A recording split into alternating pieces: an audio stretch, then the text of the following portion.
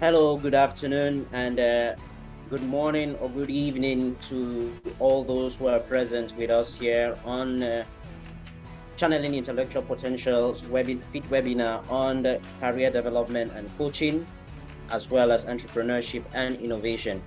We are about to begin in under a minute, and we're just hoping that those who've signed in just know that we are about to begin, and we're giving the others a few more seconds to sign in, and we begin the meeting officially. Welcome on board.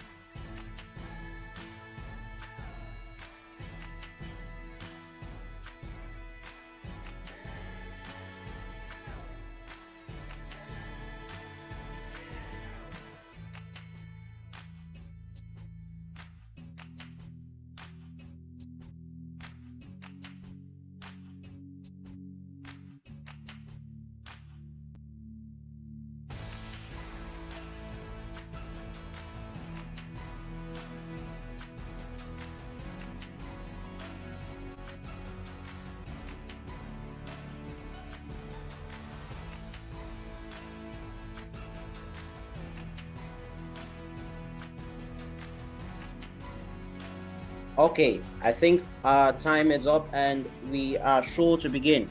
So for today's presentation and webinar series on channeling intellectual potential, which is a virtual training series for young people in personal and professional development.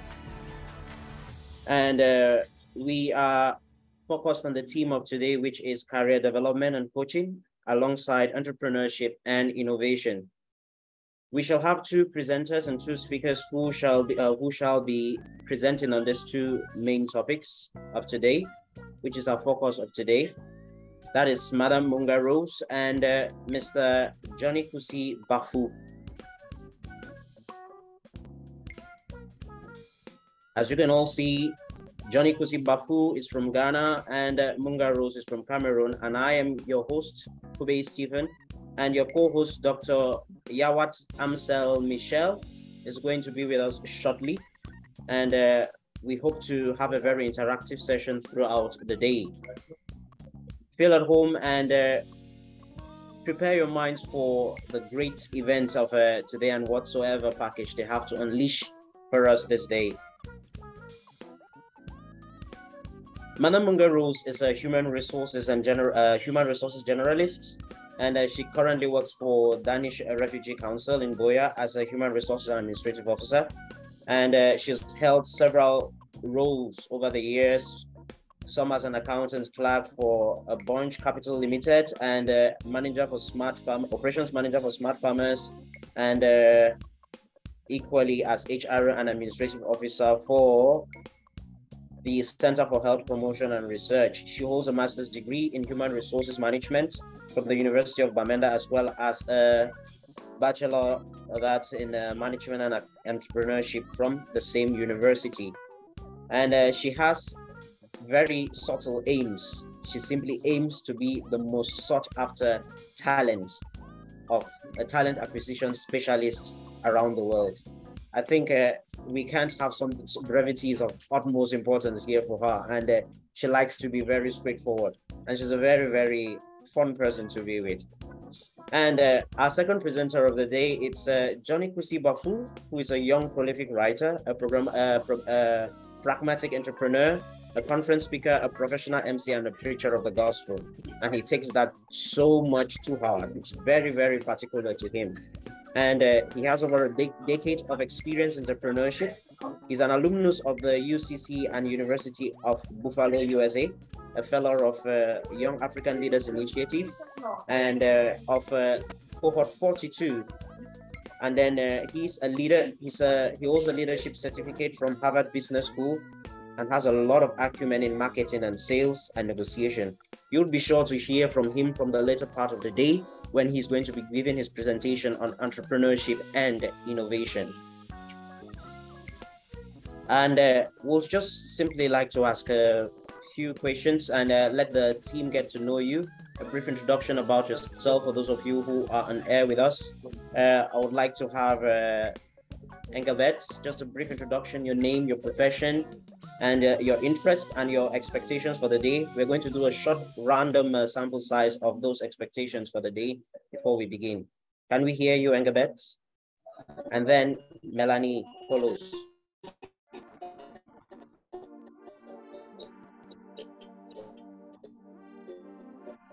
Thank you. Hello, good afternoon, everyone. Good afternoon, Engelbert. Pleased to be here again for this session. Akon Engelbert, I'm a graphic designer, and I reside in Yaoundé. Good afternoon. Thank you, Engelbert. Can we have Melanie? My expectations. Okay. Like any other day of the session is to open my mind to continuous learning and be able to apply what I've learned so far. Thank you very much, Engelbert. Very straightforward presentation and expectations for the day. And can we have Melanie? Okay, sir. Good evening, everyone. Good evening. I'm James Melanimbe, a BSc holder in Geography and Town Planning, presently doing business, a resident in Bamenda. So happy to be here today. Looking forward to the session of today. Thank you. Thank you very much, Melanie. Can we have Loic?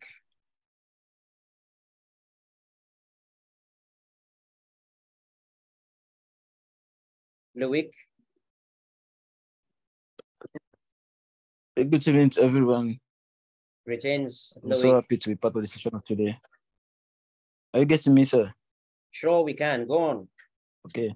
I'm called Bob Loic from Yaoundé. I'm a student from the University of Yaoundé, Toussoua.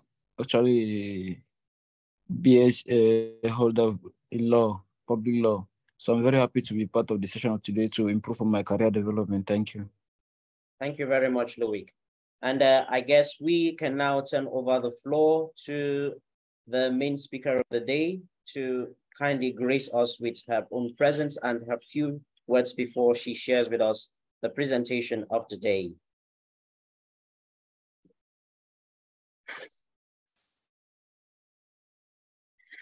Hello, everyone. Good afternoon once more. This is Munga Rose from Boya, Cameroon. Thank you, Sir Stephen, for the elaborate introduction, and welcome once more to everyone. Regarding today's session, it's going to be very, very interactive. So we can make it in such a way that at some point, if you have a question, you can either put it in the chat and then we look at it during the presentation or at the end of it. And of course, we will not only take questions, but we do have contributions because we are all coming from different sectors. And of course, we will have different point of views at some point. So please feel free to drop your comments in the chat. Feel free to drop your questions in the chat while the presentation is going on. And at the end, we will be able to discuss all of it. So I intend to be very, very brief. And if we are ready, I don't have much to say about me. Actually, Mr. Stephen has said a lot about me already. So I have very little to talk about myself. So for now, I would like us to jump straight to the presentation if we are ready. So you can just indicate ready in the chat or unmute yourself, say something, and then mute yourself. Let me know we are together, please. Very much ready. Awesome.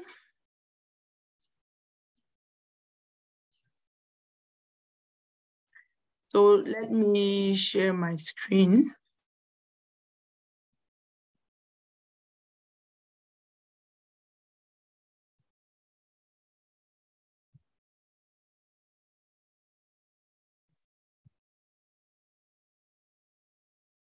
Okay, please indicate if you're seeing my screen.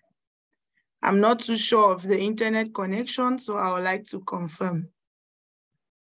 We are able to see your screen. I don't know about the others. Can you? Awesome. One or two other persons, please indicate so we can go ahead.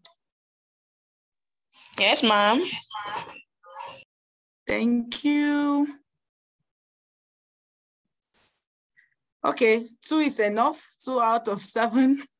So I think we can move ahead. Once more, welcome to this session on career development and job search strategies. We have 3 key topics to explore. The first one is exploring different career paths and opportunities. The second part is resume and cover letter writing tips. And here we are going to be a bit elaborate because it is, I'll put it like a really common problem. And then the third one is interview techniques and job search strategy. These are the things we are going to talk about, and I believe it is a very, very common problem, let me put it that way, or a common issue. Not hunting. For those who are not businesses, if you're not job hunting, you are either on a job and you're trying to grow that career path, or you're trying to look forward for career opportunities and so on. So for business persons as well, you may also have people you're working with, and from the previous sessions, I understand you've had like enough knowledge about teamwork and so on and so forth. So it's actually going to be beneficial to everyone. First part about exploring different career paths and opportunities. So a very simple definition of career path will be a series of jobs that can lead you closer to your career goals and vision for life. So when we say career, it's a big name for what you want to become in life. Like where do you dream and see yourself? What do you want to be in the next 10, 15, 20 years?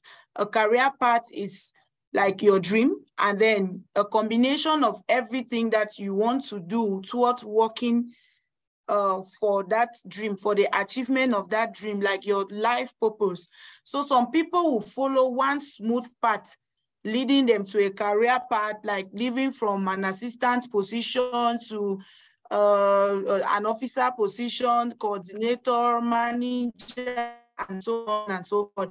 So some people will use that route, while others are going to go through several careers and then end up choosing what they want to do and then focus on it and try to grow. So any career path is, okay, Mr. Stephen is saying, okay, thank you. Sorry, Mr. Stephen, I just read you. Okay, so a career path is always unique to each and every person. So this will be very, very beneficial for those who haven't, this part A will be very beneficial for those who haven't chosen a career path yet. So before you choose a career path, you start by creating the goal. Like I mentioned, a career is a big name for your goal of what you want to be in future. So you start by creating a goal. You picture yourself, where do I want to be? Do I want to be a top entrepreneur? Do I want to be a top agricultural entrepreneur? Even in entrepreneurship, there are many sectors. Am I going into tech as an entrepreneur, into agriculture, am I creating a banking business, and so on and so forth? You choose what you want to do. I see here someone like Loic, he's studying law. So do I want to create my own chambers? So that's what you kind of look at. And then you first of all choose your goal. Then you create a smart plan on achieving that goal. Fine, when I say smart, I'm talking about let the goal be very, very specific. Let it be measurable. Let it be achievable. Let it be realistic, because some of us, we live, I don't know, in the air. We need to be realistic. And then, of course, the T there is the time bound. You should create a time limit, not putting yourself under any form of pressure, but you should give yourself a time frame. Once you create this career goal and you create a smart plan, the next thing is for you to create a checklist. You bring down the sub things that you need to do in order to achieve this goal. Yes, you want to become an entrepreneur. For example, you want to be a CEO, or you want to own your own law firm. What are the things you need to do? When do you want to own a law firm? That is how you start creating your plan. When do you want to do this? You set out realistic plans, and then you create a checklist. In order for me to get this law firm, what is the first thing I need to do? The first thing, educational background. I need to have the background that I need in law, because I cannot be talking about law when I don't have the educational background. I start by a bachelor's degree in law. What else do I need? So you create a checklist, a realistic checklist. Once you complete each step of it, you tick. Once you complete the next step, you tick. Give yourself time. Like we already mentioned, this plan has to be very, very smart. The next thing is you start with yourself. You evaluate yourself. What are the things that are of interest to you? What are the things that you enjoy doing? What are the things that motivate you? For example, we have Engelbert here, who is a graphic designer. So I know from there you understand that, okay, he will enjoy doing things that are centered around tech. Like now, 2023, we are talking about AI. It's everywhere. So what are the things that I need to do in terms of this graphic designing to really grow? What is my long-term goal? So you do an evaluation of yourself. If we are talking about those who are interested in tech, we are talking about coding and so on. So if you bring forth maybe a medical career path for Engelbert, he will not be interested, because he might do it, or maybe your parents may force you, let me put it that way, but it's not something that you enjoy doing. So it's going to be a problem. You have to evaluate yourself. Do I want to do business? Do I want to be a lawyer? And so on and so forth. So evaluate yourself. You carry out this self-examination in terms of your academic background as well. I know with tech, it's a bit generic. So you can take on courses, it is different. Also, like Melanie, who is into business, yes, you need to evaluate yourself. What is your academic background? Even if you didn't do like business studies, now that you're doing business and you're quite interested in growing your business, you will need to look for things that are centered around business management. You take courses here and there, you attend seminars like you're doing now. You generally evaluate yourself. That's before you choose a career path. And you don't just pick up a career path which is not realistic. So you need to do a bit of research. You search for careers that are suiting to your environment. When I will say suiting, the word profitable, things that can in turn take care of you. You eliminate careers that you're not interested in, and then you also eliminate careers that does not go with your context. For example, I am in Cameroon, and I say, okay, I want to be a pilot, but I don't have any traveling plan. Remember, we had a plan up there and we have a checklist. So if part of a plan, for example, you're based in Cameroon and you want to be a pilot, in that plan, you need to start mentioning the fact that you have to travel out because we don't have a pilot school here in Cameroon. So if you don't have the possibility of traveling, you cannot be talking about piloting. So you need to be realistic. Being realistic is not just about the planning. You need to be realistic with your family situation. You need to be realistic with your country. You need to be realistic even with your own self. If you're not really a note person, a person of, let's say, mathematics, smart, you cannot be talking about things that are related to engineering, for example, because engineering, you need a lot of reading, you need a lot of calculation. So you need to be realistic with yourself. Financially, you need to check on your family background. If you want to maybe become a petroleum engineer, we are looking at you studying, the possibility of studying in Nigeria, Ghana, yes. How long do you have there? These are the things you consider, you include in your plan and your checklist. And then you also try to identify people that are in the field you're interested in. Talk to them, get to understand the realities, and then you decide, like, if it is really something you're interested in, then you start looking for possibilities of volunteering, looking for possibilities of doing just an internship to really understand what they are doing before you decide if that is what you want to do. And then you also carry out a fast check or research about the industries you want to move into. You also target major companies. You look in that sector. You also look at the competitions that they have. How often do they have career openings? Okay, your screen is, perhaps change your location. I can see the screen now, but it also keeps breaking. This is network. All right, I think someone has a problem. Please indicate if you're fine, if you're okay, Mr. Edebert. If you're seeing my screen now, please kindly indicate. So now, those are the things we need to do before we choose a career path. After we've chosen a career path, what are the things we need to do? We need to explore these career opportunities. The first thing, you know, your career growth is dependent solely on you. You need to put in all the work for you to grow. You will not sit there for someone to do the work for you. I'm sorry. So you need to invest in this. You start by doing research in that area. If you're interested in humanitarian work, for example, that is just like an industry. Now you come back to the organizations under humanitarian work. What are the things that you can do? You study the market trend. You try to understand what is evolving. If you're interested in this humanitarian sector, you begin to look around the world. Okay, what is happening here? What's the trend? How have things been changing over time? You try to adapt and then have an open mind. You didn't study maybe sociology in school, but then you're interested in humanitarian work. It's still fine. You have to be prepared to learn. You have to be prepared to unlearn. You have to be prepared to relearn, because at the end of the day, you need to adapt to what is happening. You need to adapt to the reality. Times are changing. Before, we didn't used to have webinars like this. We are here today thanks to COVID-19, and you need to adapt with the trend.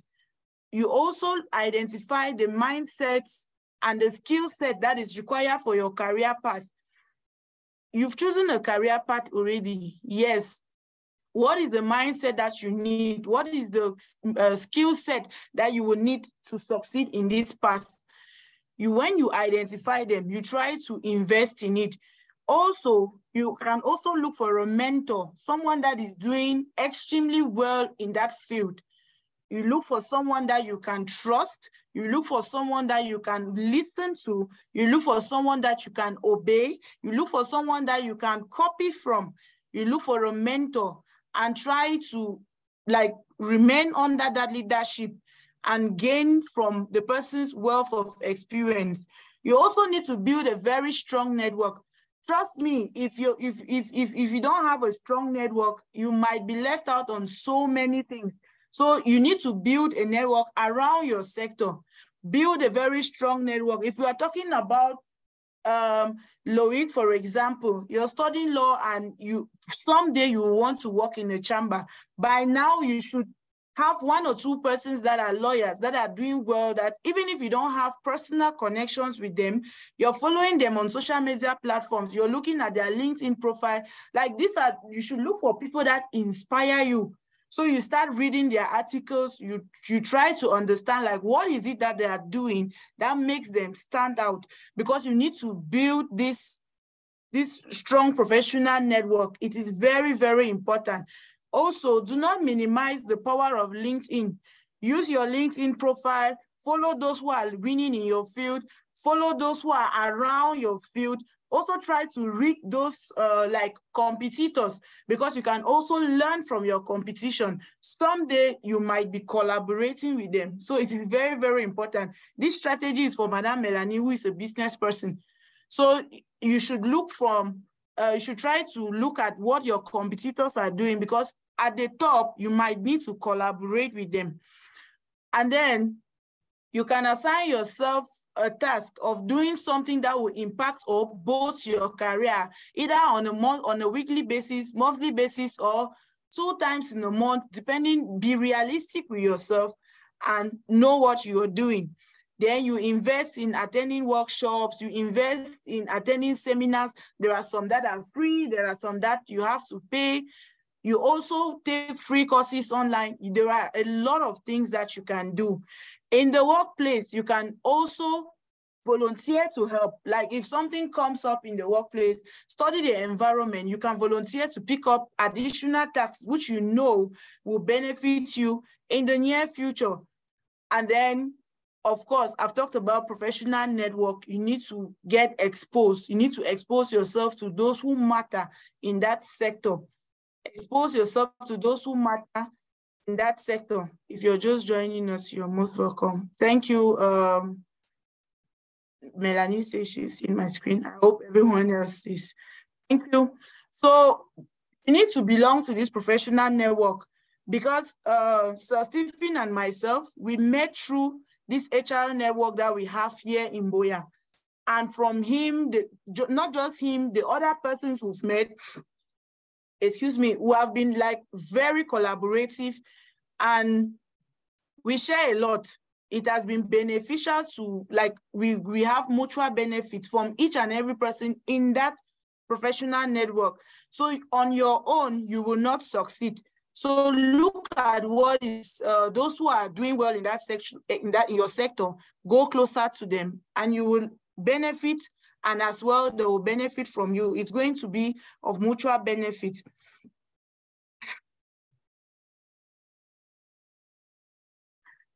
So now let's talk about resume and cover letter writing tips.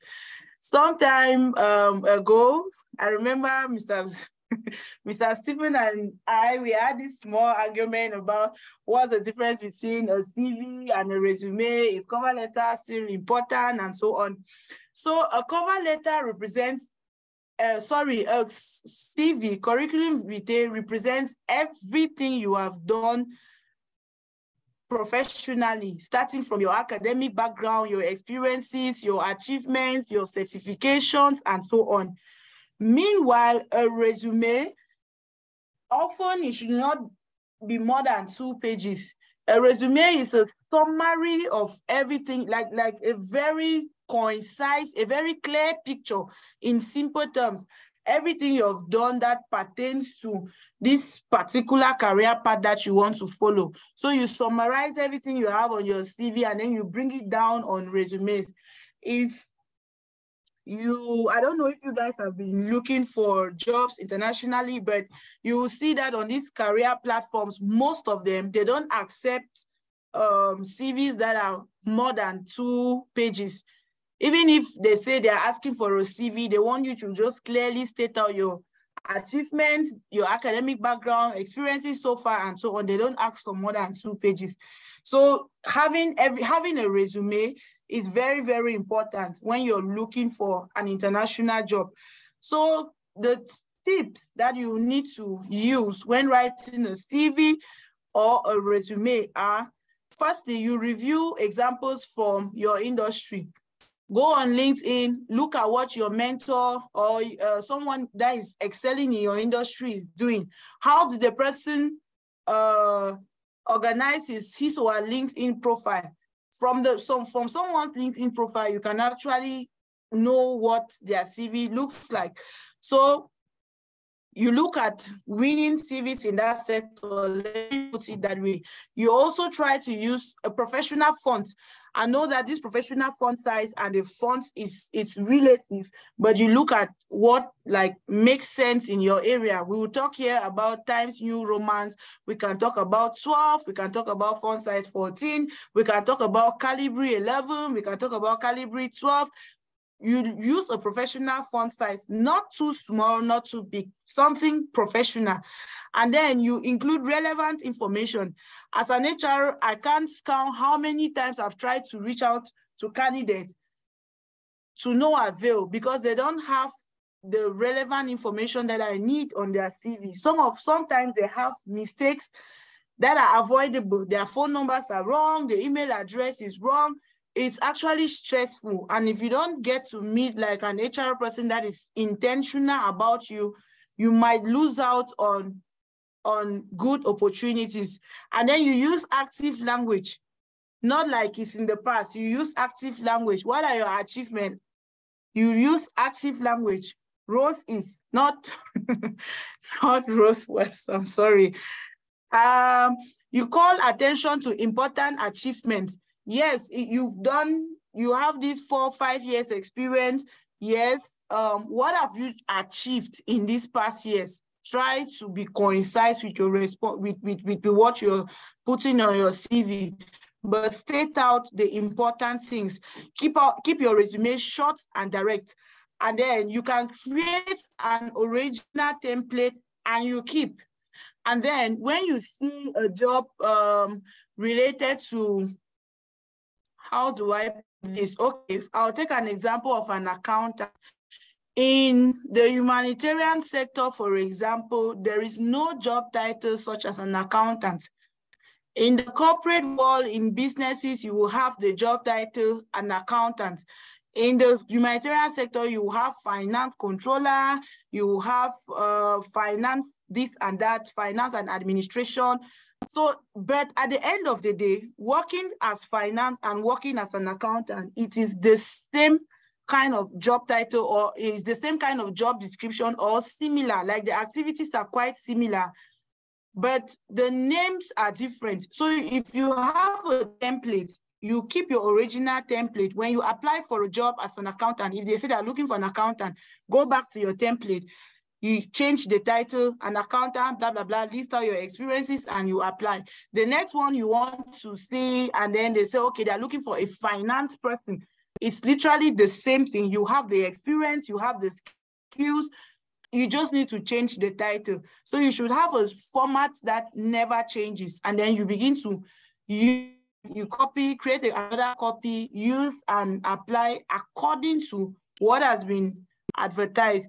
You demonstrate results of your achievements with numbers and metrics. Okay, you take a very clear example. I was able to, okay, over the last 6 months, I've been able to complete 7 recruitment processes for the protection department. That's a very, very clear achievement. So you use numbers so that it is quite specific. It is understood, like the person reading understands exactly what you're talking about. And then you think beyond your job duties. Don't just remain there because, no, I'm a graphic designer, so I'm not going to do coding. Or I work for public law, so if something comes out of that, I'm not going to look at it. You have an open mind, and then you keep everything concise. And then the last important one is to include relevant links. If you have a very good LinkedIn profile, always mention it on your CV. It is very, very important. And then for cover letter writing tips, it will almost be the same. But then cover letter should not be more than 1 page.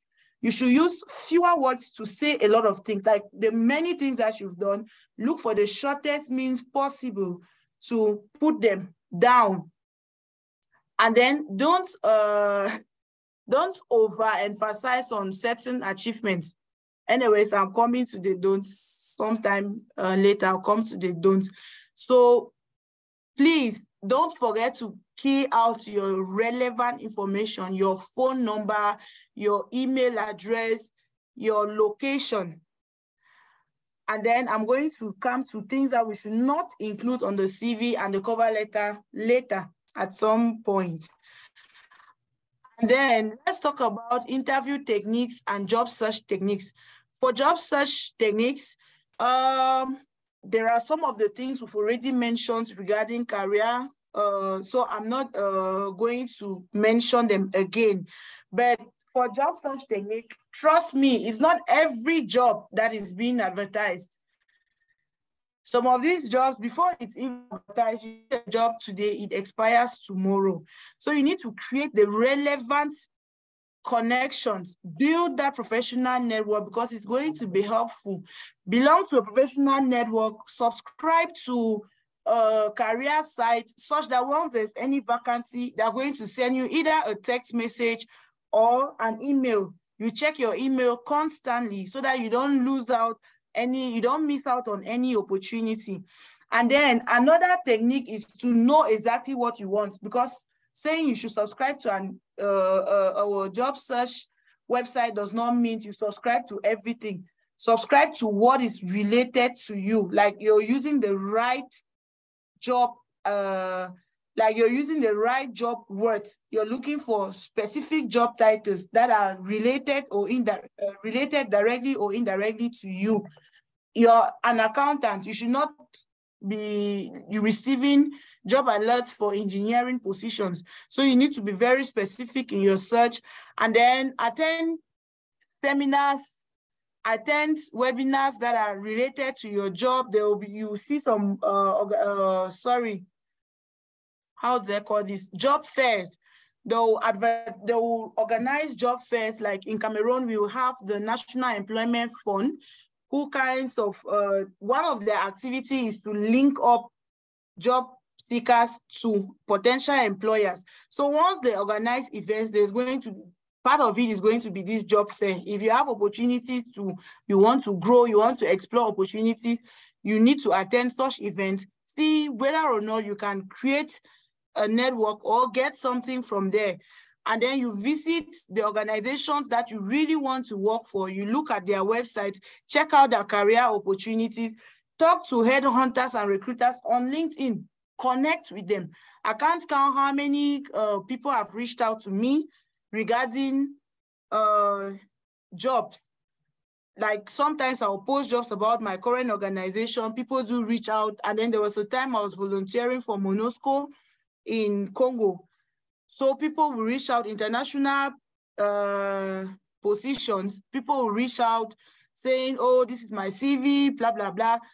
And what do? The most you can do is to recommend, but at least they reached out, you get to know what their CV is, and then you see whether or not it matches the profile. Like, just try to build this professional network, reach out to people, it's going to help. And then still as a job search technique, try to volunteer. Like if you're in a team, your manager is going on leave and so on, there's additional tasks. If you can, carry on with these tasks. And then also create a plan. Like you cannot be an entry-level person for 5-7 years. No, what are you doing there? Create a plan and try to create a checklist. Once you achieve one thing on that checklist, you check. Once you achieve another thing, you check at the end of the day, when you marked everything you have on your checklist, you begin to look for the next steps. What are the career opportunities in this part? And then another job search technique is to understand the industry. I'm working currently for DRC. The industry is the humanitarian sector. What's the goal? What's the goal? You're not just working there forever because they are doing this, they are doing that. No, what's the plan? What's the goal? What do you intend to achieve? So who is the competition? You look at the competitors, look at their career opportunities. If I leave from here, is it okay for me to join the competition in that same industry? Those are some of the techniques that you have. Once you build a professional network, sometimes before career opportunities even pops up like on the internet, you already have information about it. You know who is leaving that position. You know the reason why the person is leaving the position and so on. So we can also use social media to our benefit. We can use it to find jobs. We have WhatsApp groups now with job opportunities and so on. I'm just going to paste this in the chat. I'm going to paste links in the chat. This is one of the WhatsApp groups that I created for just to advertise jobs. And then you research on potential employers as well. And then for interview techniques, there are many things we need to do before the interview and during the interview. Before the interview, you try to research on the company, understand what their mission is, understand what their own vision is. You understand their core values, you understand their guiding principles, you understand like recent threats, like everything that has been happening with the organization, with the company. You try to understand where they are. You even try to understand why they are looking for someone in that position. So that once you're coming in the interview, you're answering questions, you're going like directly on, you're hitting the hammer directly on the nail because you know where you are going to. You also study the job description, understand what they need, and then you try to create possible questions, possible interview questions from that job description, and you answer them. And I have a problem with memorizing. Do not memorize the responses, else you'll be trying to sing a music when you get into the interview hall. So you just try to create questions, respond to them, and then you review your CV, your resume. Try to know everything that is on your CV, because sometimes they may trick you to ask you questions from your CV and you're unable to answer. Also prepare for how do they call these things? Scenario-based questions. Like they are going to ask you your personal opinion. If you were in this particular scenario, how will you respond to it? Prepare for behavioral questions, because this is like the recent trend in HR.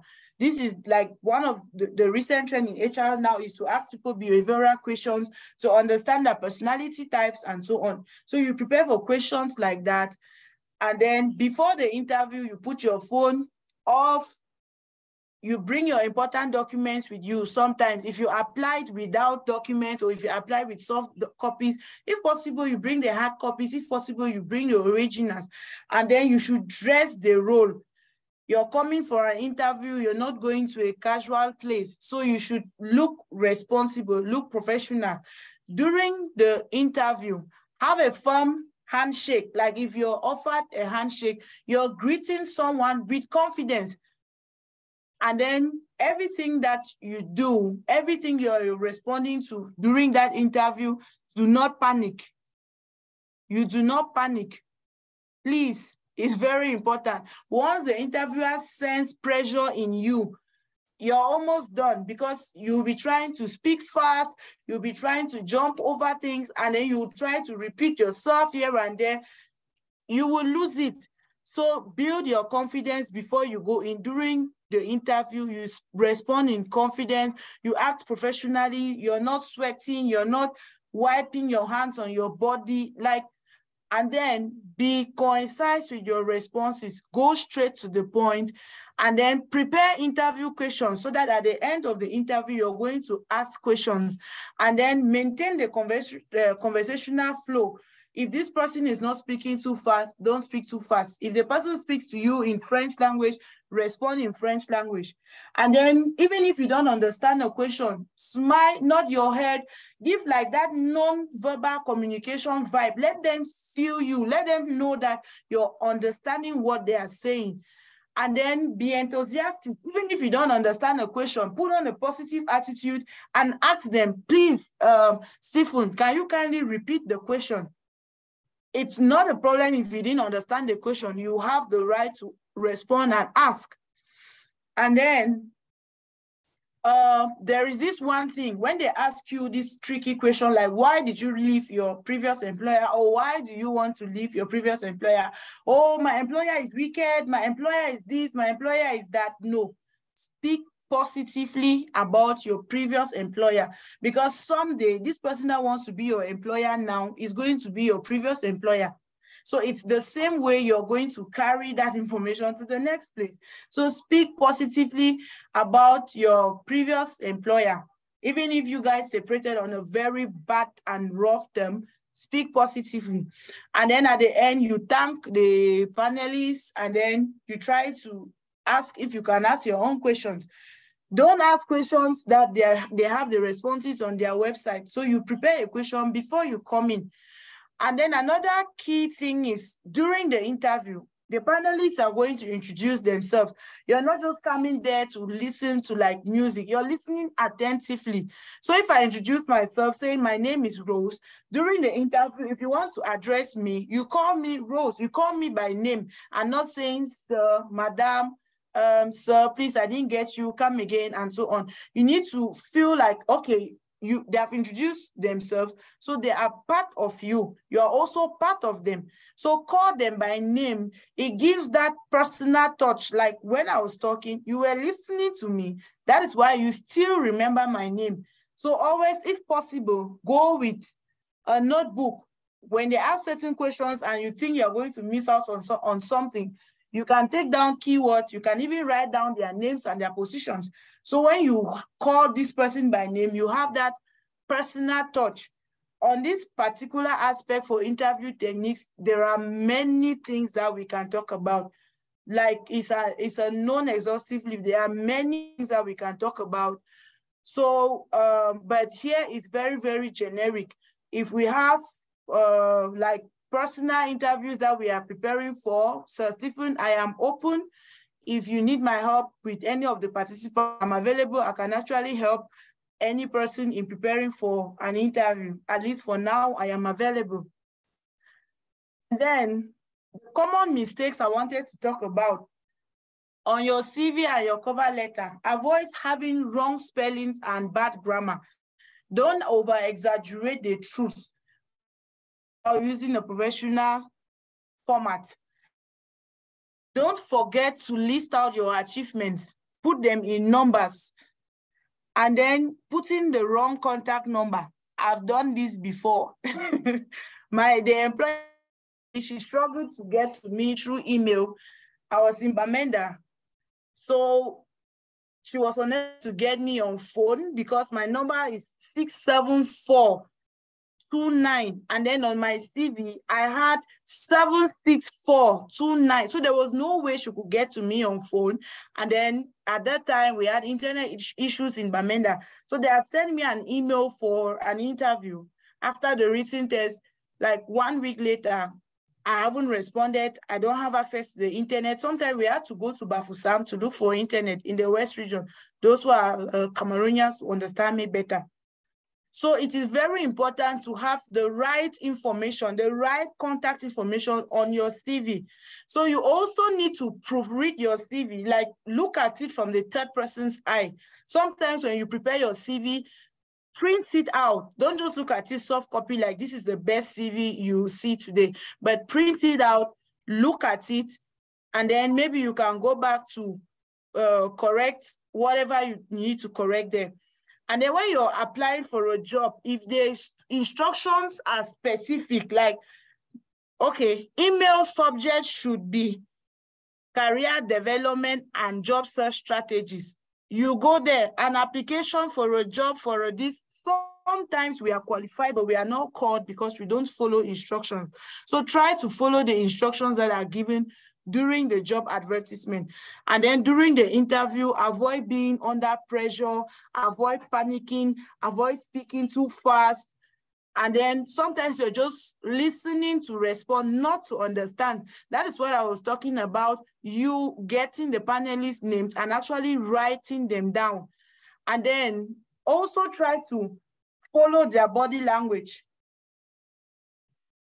Try to follow their body language, because sometimes you're responding and they are not following. You're just there, you're just speaking and going ahead. No, just look at their body language, look at their facial expression. If someone is not understanding you, you might read from their facial expression and ask the person if you need to repeat your response, because most often these people are taking down notes, but when you speak too fast, they don't know what to write. So, but you see that on their facial expression. I think here we have a very, very long list of things we can talk about, but this is like the brief presentation that I had, and thank you very much for listening. So the floor is open to contributions and questions. Before that, let me check what we have. In the chat. Okay, WhatsApp group. All right, thank you, Sir Stephen, for sharing. Thank you very much. I think I've gone through the chat. I don't have any question in the chat. So yeah, now the floor is open. You can unmute yourself and ask your questions or make your contributions. Thank you very much again. Yes, Mr. Stephen, your hand is up. Thank you very much for the presentation of the day. It's a pleasure. And I think if you wish to just ask a question, you can raise your hand and then the presenter will be sure to give you the floor. Thank you. Yep. Thank you, Sir Stephen. Johnny Kusi, your hand is up. Hello. That was a very great presentation. Thank you very much for enlightening us on this subject. There is this particular thing that I've been wondering about, and I've been asking a lot of HR experts about it. Is it okay to put your date of birth as well as your age on your CV? Thank you very much for that question. I actually noted this down and I was supposed to add it to the things you should avoid doing. So the idea is, do not give the employer too much information to judge you even before meeting you. Do you get? So if the position that is advertised does not specify an age range, do not mention your age. If they don't ask for your age, do not mention your age. For example, you may have this very strong experience in a managerial role, and what they imagine in their head is someone that is maybe above 40 and so on, or someone that is married with family and you're single without family. So information that is not required, do not mention it on your CV, because even just before they meet you, they get to judge you using these things. You and I know that age has nothing to do with skills and the techniques on a job. We know that age has nothing to do with that, but sometimes employers will judge you because they are humans. I'm not saying they are, I'm not saying they are maybe wicked or something. Because they are humans, they are unable to see beyond that age. So they begin to judge you before meeting you. So what is not required what is not asked in the job advert, please do not put it. If they don't ask for your age, don't put it. If they don't ask for marital status, do not put it. If they don't ask if you're a family person, do not put it. If they don't ask your region of origin, do not put it. Do not include information that is not needed. I hope this answers you. Exactly. Thank you very much. Awesome. We have a question in the chat box. Yes, I was about to read. About humanitarian works, Mom. I love humanitarian works, but I don't know how to do get into humanitarian organizations. Okay, Madam Melanie, you are based in Bamenda. So like we talked about career, we talked about career tips and opportunities. Like, yes, humanitarian work, this is like the industry. Let me put it that way. Like we will say the entertainment industry, that is how we will see humanitarian work, because inside the industry, we have a lot of things that you can do, like humanitarian work. We have so many sectors that you can join. There is protection, there is child protection, there is food security, there is livelihood, there is the health part of it, there is nutrition, there is, I'm just even limiting myself around Cameroon. Out of Cameroon, we will talk about disarmament, we have the mining, we have these people, how do they call these professionals? Those who, like they do research to know if there is IED here or bomb, and then they try to, how do they call this? Safety. Even in INSO, we have safety. I'm talking about this, and then Refugee Council does this. The mining group, those who take this risk of trying to resolve a bomb before it even happens. So, and then there is the aviation sector. There are many things in the humanitarian sector. So those are the career opportunities that you can explore, Madam Melanie. So you need to identify what interests you. If you're that person who is, for example, a Sunday school teacher, or when you find yourself around children, you're interested in playing with them, you should be looking at child protection. You should be looking at, if you're that person whom, maybe if someone is raped and then it, like when other people read the story is different, but when you read the story, it touches you in a kind of way. You should be looking at human rights and so on and so forth. So there are many career opportunities in the humanitarian sector which you can explore. But how do you start it? You look at these tips that we have given out for today, and then you begin to see how to go about it. You look for a national NGO, you start from there, you volunteer, you look for online courses in that area of interest. You take these courses, you get to understand what is happening in this context in Cameroon, out of Cameroon, in Africa, because it's going to be slightly different in different contexts. So you just try to research more, like we already mentioned, and then you pick out what actually interests you in the humanitarian sector. But you start by looking for a local NGO and volunteer with them, or look for an internship opportunity, join them, get to explore what they have. You see the different career opportunities that they may have, and then you can choose from. Thank you, Madam Melanie. Thank you so much, Madam. Thank you. One more question from the chat box. I think we can attend to that and then equally wrap up for the first presentation of the day. If you have any other reactions, you can just leave them in the chat box, and I'll be sure to get back to you. Sure.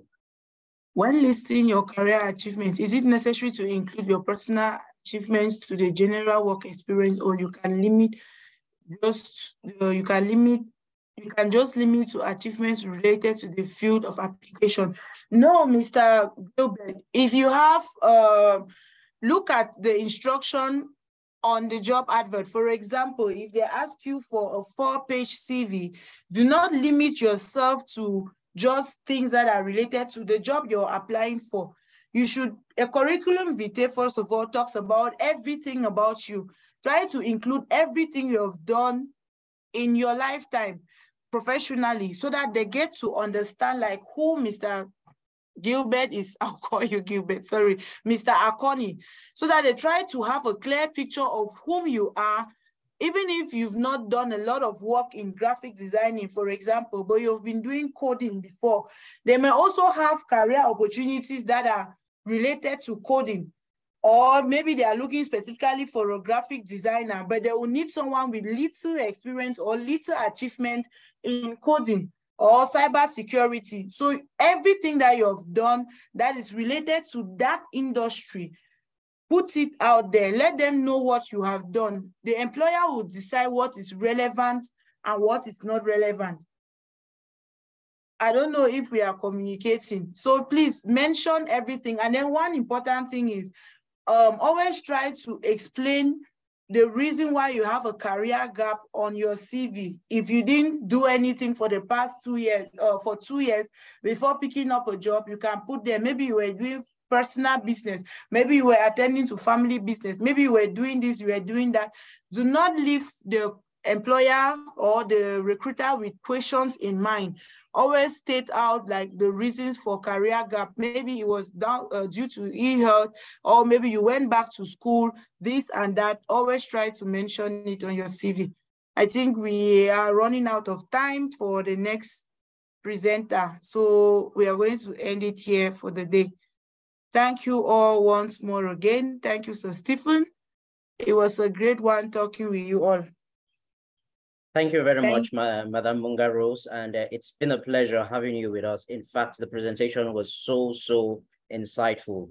I believe most of the other persons who were able to join us are probably living a little bit much more enlightened, and probably they would want to get a few more things rolling out of their mind such that they can get on board. But you can always leave the questions on the chat box, and we'll be sure to respond to them and return them to you either by email, or if you're a participant, you'll be sure to get it on our program platform such that you have the responses you need. But for those of you who are kindly joining us and who are not part of the Channeling Intellectual Potential program, do well to note that we are equally very pleased to have you here with us, and it's a pleasure always. And your insights too are worthwhile, and we can always make good room for other things. So Madam Munga Rose was one of our presenters for the day on today's program, and we shall have Johnny Kusi Bafu, whom I introduced earlier, who is from Ghana, and he's a pragmatic entrepreneur, very passionate one, and he's a writer, he's a professional conference speaker, a professional MC, and a preacher of the gospel. But right before we go into today's presentation, I would just like us to turn on our cameras for a second, and I take a snapshot of those who are present alongside Madame Rose, because she's pretty busy and will probably be stepping out to attend to other meetings of interest. So I would just like to crave your indulgence such that I get a snapshot of the screen. Feel free to turn on your cameras and then we take a snapshot, please. Beautiful faces, lovely faces. Thank you very much. I'm still seeing a few that are still pending. A few persons are still pending. Very handsome gentlemen and very beautiful ladies here with us. Thank you very much. Okay, so I am about to take a screenshot here and now. Madam Rose, you're lacking in the picture. Yes, sorry. Okay. There we go. 1 second, please. 1 second. And can I see those smiles? Can I see those smiles?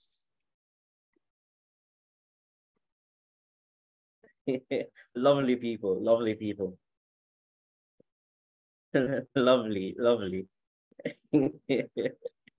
All right, thank you very much. And we are sure to begin the next presentation. So I will be handing the mic over to the next presenter, Mr. Johnny Kusi Bafu. Thank you very much for taking out the time and for responding so generously to our invitation to be a presenter on the Channeling Intellectuals program today on the Entrepreneurship and Innovation. And thank you all if you're joining us from wherever you are. If it is good morning, good afternoon, good evening, we say hello to you all. So Johnny, you do have the mic. You feel free to introduce yourself, and then perhaps in the course of the sessions as others speak and ask the questions, you get to know them as a result. You have the floor. All right, thank you very much. My brother Stephen, it's a pleasure to be on CIP program. I'm highly elated to be here. I'm Johnny Kusibafo. I'm an entrepreneur with about 10 years, a decade experience in entrepreneurship. I like to go it on a raw note. I like to be pragmatic. I'm not able to relate more with,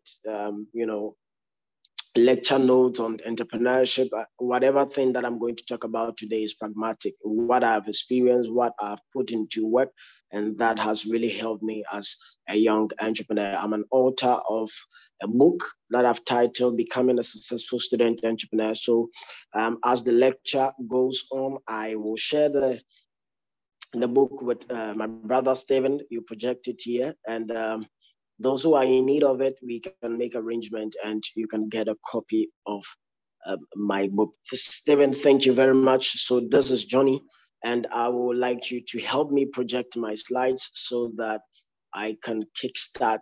And to everybody who is connected, thank you very much for your audience. Thank you for your time. I really appreciate you all. And I believe that in the next probably 30 to 40 minutes, I'll be done.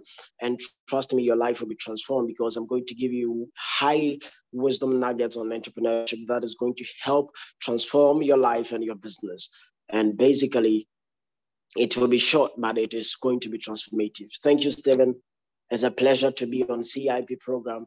I don't take it lightly at all. Thank you. Thank you, Johnny. Just a second so that I get the projection on for you. All right. So as Steven is trying to help with the projection of my slides, I would like to find out how many of us present on this program has started a business or have an interest in business and innovation, have an interest in entrepreneurship. Can I see by hand? Just give me a hand, raise your hand. Let me see the number of people here online who have interest in entrepreneurship. Yes, I'm seeing one. Akoni. Yes, I'm seeing Claudine. I'm seeing Benedict. Forgive me if I don't mention your name well. I can see 4, I can see 5. All right. Great. This, I can see 6. I can see Melanie. Thank you very much. So this gives me the clue that about 60% of the number of people present on this line have an interest in entrepreneurship and innovation. And that is super excited because I don't know categorically the continent, the number of people who are joining outside of Africa, but I can see that majority of us present here are from Africa, and so to speak, from Cameroon and other neighboring countries. I believe that one of Africa's major tools that can help, transform the continent of Africa is entrepreneurship and innovation. That is why I always stand to declare that as for me, I am a young, energetic entrepreneur who is passionate about transforming myself, number one, transforming somebody who is closer to me in the form of a relationship, number 2, and transforming my country, number 3, and transforming Africa through entrepreneurship and innovation. I believe that a lot of our problem as Africans are, our inability to identify solutions to our problems. And entrepreneurship basically is about finding solutions to the major problems that are found in our environment. Sorry, I think my slide is just a PDF. I was busy at work. I couldn't, but we can flow through that. So today I'm going to speak on becoming a successful entrepreneur, the keys to building a successful business. This is very pragmatic, trust me. The knowledge that I'm going to share today is very experiential. This is something that I've tried for about a decade of experience in entrepreneurship. I started my first business when I was age 13, and that is how I started my business. And I have run through to now, and currently I'm operating two different companies that I'm running as a young entrepreneur. And I believe that this experience will help maybe majority of us present on this line to scale our businesses from the present level to a minimum double in our performances. Next slide.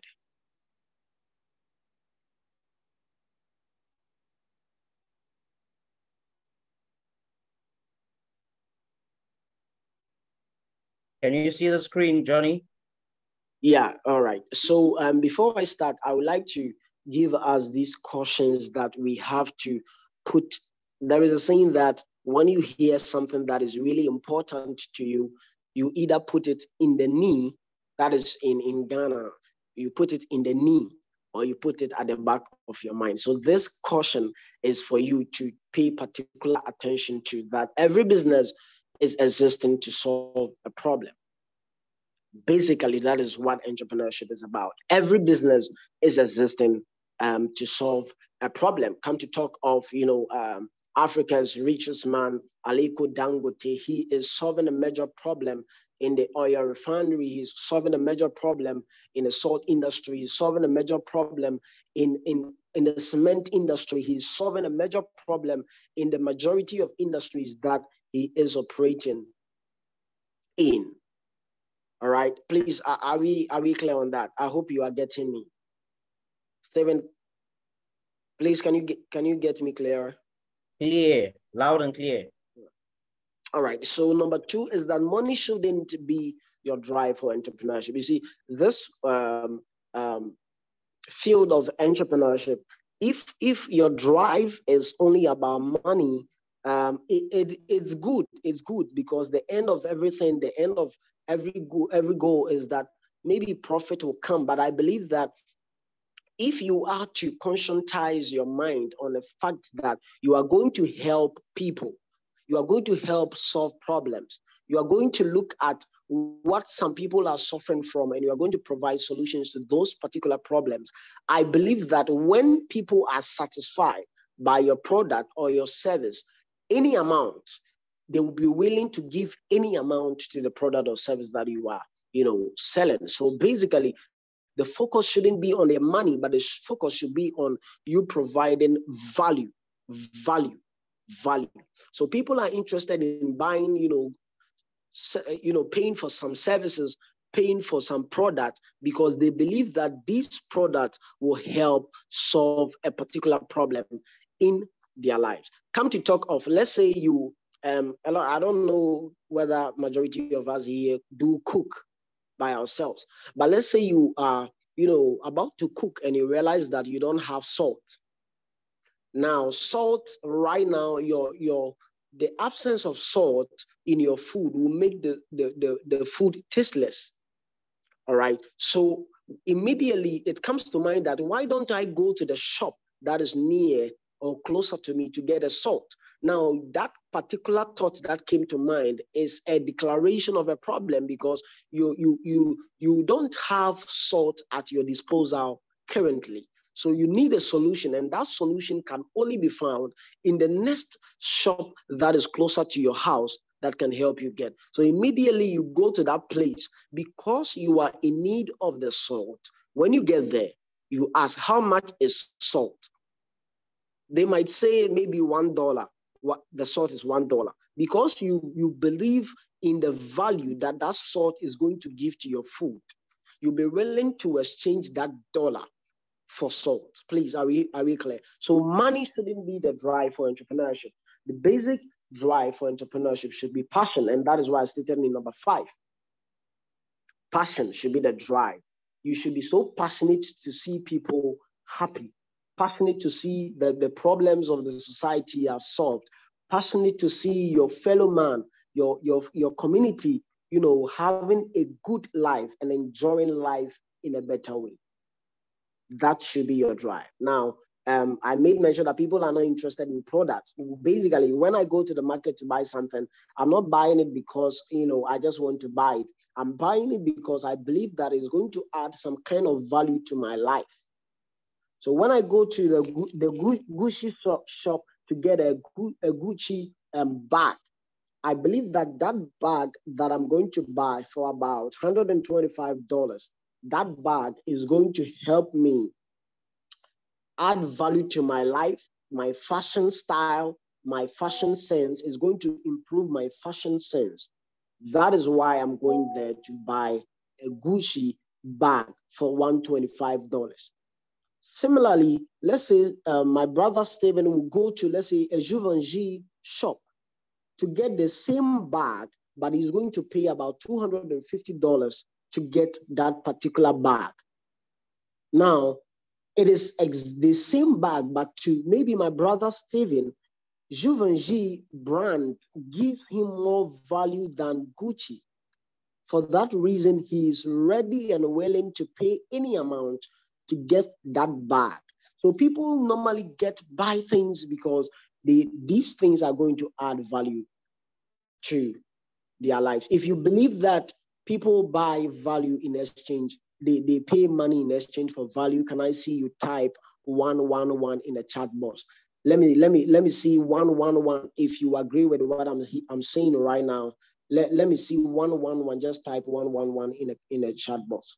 111. Thank you, Melanie, for agreeing with this. 111. Can I get 2 more people so we continue? Stephen, we can push to the next slide. Akoni, thank you very much. And Benedict, thank you very much.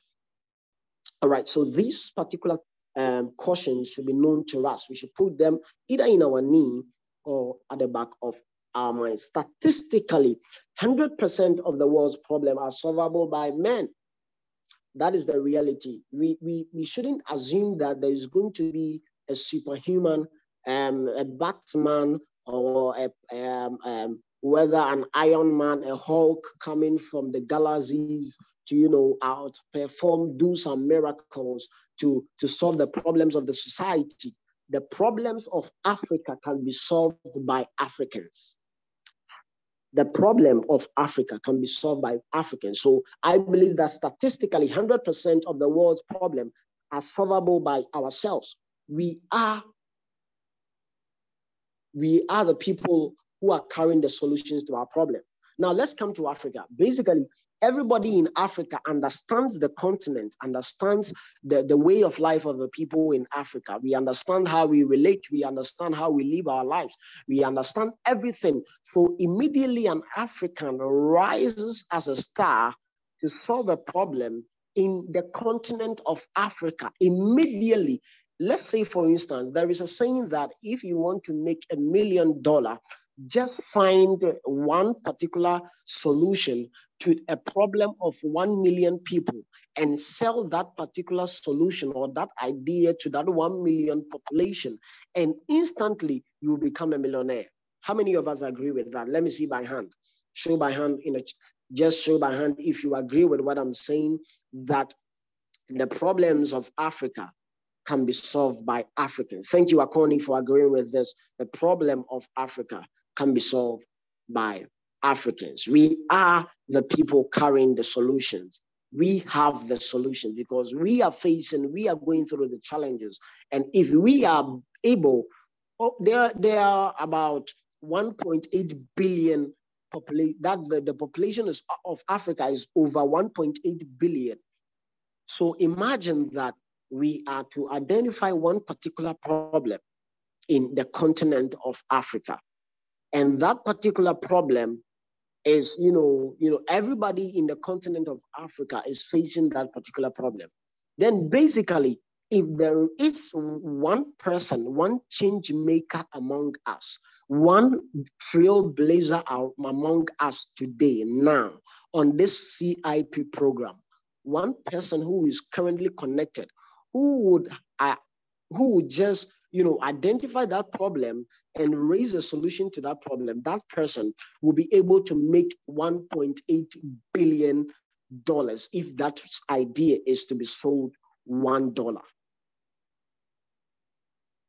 So the problems that we are calling out, crying out today, I was having a discussion with my brother Stephen, and he was talking to me about the fact that how Cameroon, there are a lot of issues relating to electricity, and as well as high tax rate on individuals and businesses is collapsing businesses and putting a lot of pressure on people. And I was just thinking, musing on that, and I was like, this is a problem. So how can this be solved? Immediately I realized that this particular the visionary of this CIP program, Stephen, he just sent me another comment. He was like, hey, he's coming up with a solution that will help solve the problem that is related to electricity. And I was, wow, this man, this great man is indeed a leader. He is a visionary. He is a change maker. He is a trailblazer. That is exactly what we have to be. We have to be people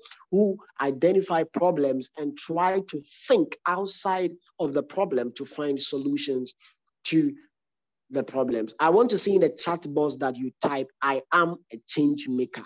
I am a change. Let me see in the chat box. I am a change maker right now before we continue. I am a change maker, because I want everybody connected to this CIP program to identify himself as a change maker. The problem in your community, the problem in your society, the problem that your family, wherever the continent is suffering from, you are the solution to that particular problem. So I want to see in the chat box. I just want to see from Cameroon and from other places. I want to see in the chat box. Yes, I am a change maker. Yes, I believe this. So exactly, we are all change makers. When we come together, we'll be able to solve the continent's problem, the problem that Africa is suffering from. So whether you are joining us from Mali, you are joining us from Cameroon, you are joining us from La Côte d'Ivoire, you are joining us from Togo, any place, wherever you are, I'm just saying, Africa, because predominantly the number of people connected are Africans. But I know that there are other people connected outside Africa. Wherever you find yourself among the continent, identify yourself as a change maker. And I believe that you are going to be indeed a change maker. Next slide, Stephen.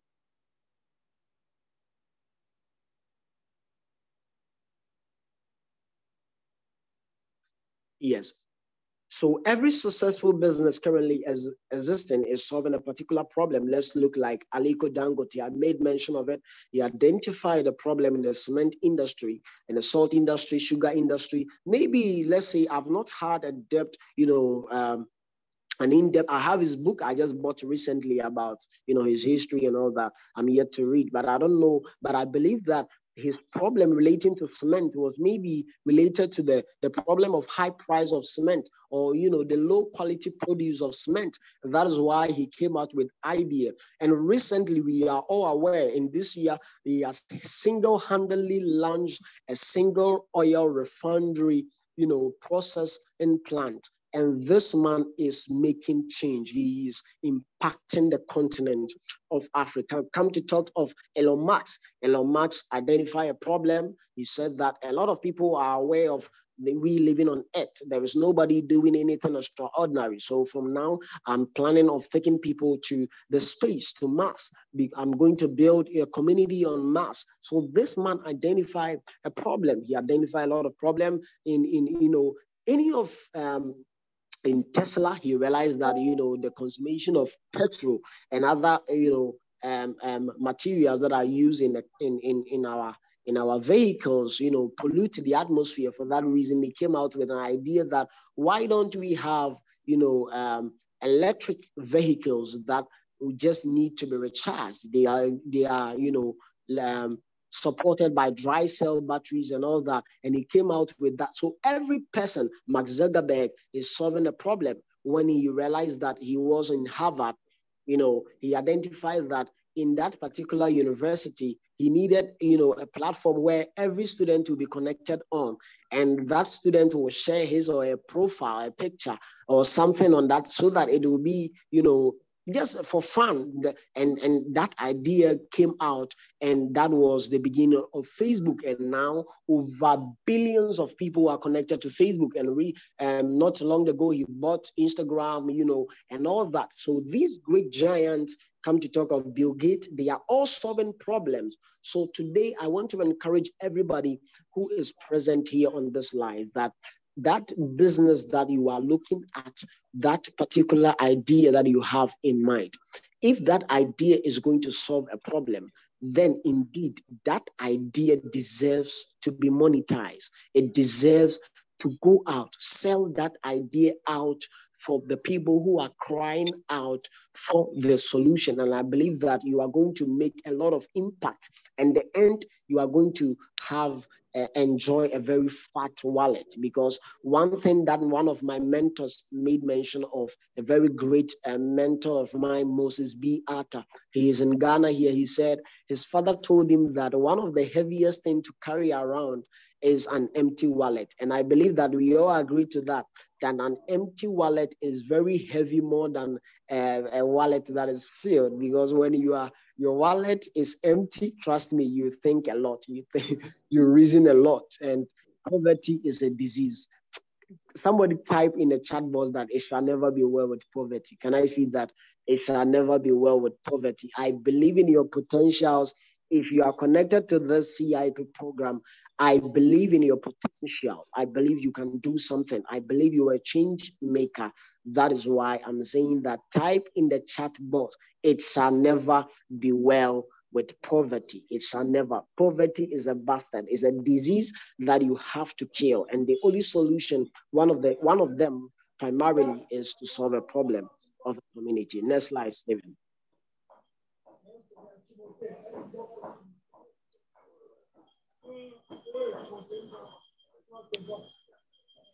Next slide. All right. So this entrepreneurial cycle is it was developed, propounded by myself. I did it myself. So pardon me if you don't agree with it, but this is something that has worked with me.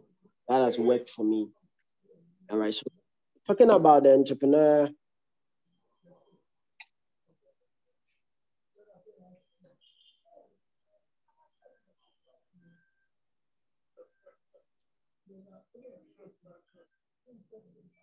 Johnny, we lost you. Are you there? Johnny? Hello, Stephen. Hello, sorry. Yeah, so I was talking about entrepreneur's cycle. So the first thing I want to talk about is the idea. The fastest way to make $1 million is to identify a solution to a problem that identify a solution that solves the problem of 1 million people. The first step that will give you the intuition that you are going to make your first million is when your solution is going to solve the problem of 1 million people. If your solution is valuable, people will pay any price to get it. Now, in the identification of a problem, you have to be very, very smart. You have to reason a lot. You have to engage your mind. Listen, put your ears on the floor. What are the complaints of the people within your community? What are the complaints? What are people talking about a lot? What have you been complaining about consistently? Always you go to the market, you realize that why is it that people are not selling, food stuff that are neat? You realize that house flies everywhere, and you complain. Sit down, reason with yourself. That is a problem. These people are doing the work in a way you don't like. It is giving you a prompt, an intuition that you can do something like a store, you can do something like a shop that will provide the same product, but in a neat, well self-contained, in a bowl or something wrapped neatly with a price tag. That is how come we realized this came about. The malls, the big shopping malls and all that. They all realized that the local people were not doing things, right. They were not hygienic. Flies everywhere, ants everywhere. So now let's package this thing. Let's do rebranding. So first, identify a problem. Number two is to tell your solution. Bring out a solution to that problem. What solution can you devise from the problem that you have identified? And after you realize that your solution is viable, it should be viable. Now, viable means that it should be accepted, it should be realistic, it should be something that is, real. It is real, it's accepted, it can work out, it should be viable. Then you monetize the solution, you invest, then welcome to wealth. Next slide.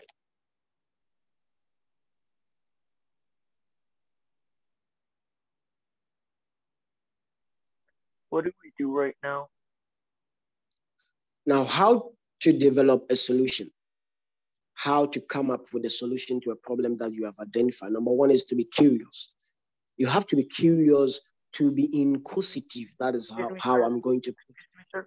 Hello? What do you mean? What do you mean by that, sir? Can you come again? What do you mean by that? What you just said? Can you explain it? Which of them? Curious. What you just said right now, I got a little bit confused. I forgot the name. I'm talking about how to develop a solution to a problem you have identified. Yes, that. Can you explain it a little bit more? I got all right. So what I want to mean is that now you have identified that a lot of people are talking about one particular problem in the society, one particular problem in the community. One thing that a lot of people are complaining about. A lot of people wish that they could see change. A lot of people wish that they could see, that thing done in a different way. When you identify that, the next step is to find a solution, how you can do it better to serve the needs of the people. Please, do you get me? Hello? I get you. Thank you so much. Thank you so much for explaining. All right. Yes.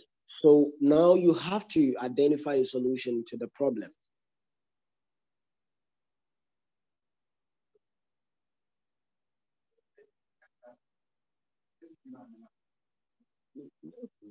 I'm doing a lecture.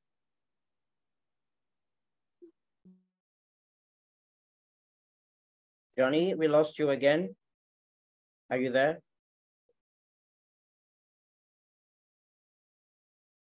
Johnny? Hello, sorry. Forgive me, sorry. No, okay. So how to develop a solution? Sorry, how to develop a solution? Number one is to be curious. You have to be curious, inquisitive, to find out what can help the people, what can bring their needs to a resolvable position.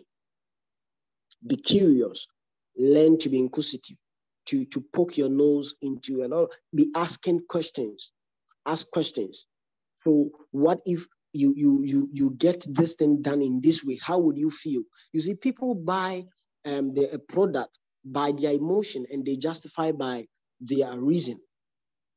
They buy things by emotion and they justify by reason. So when you tell them, you see, currently, recently I was called and I was in an interview with one, vice chancellor of a university in Ghana here, and we were talking, and he asked me that you said you are a marketer, so take this pen and sell this pen to me. Now, immediately he said that, I took the pen and I said, thank you, sir. Hello, good morning. Please, can you lend me a minute of your time? He said yes.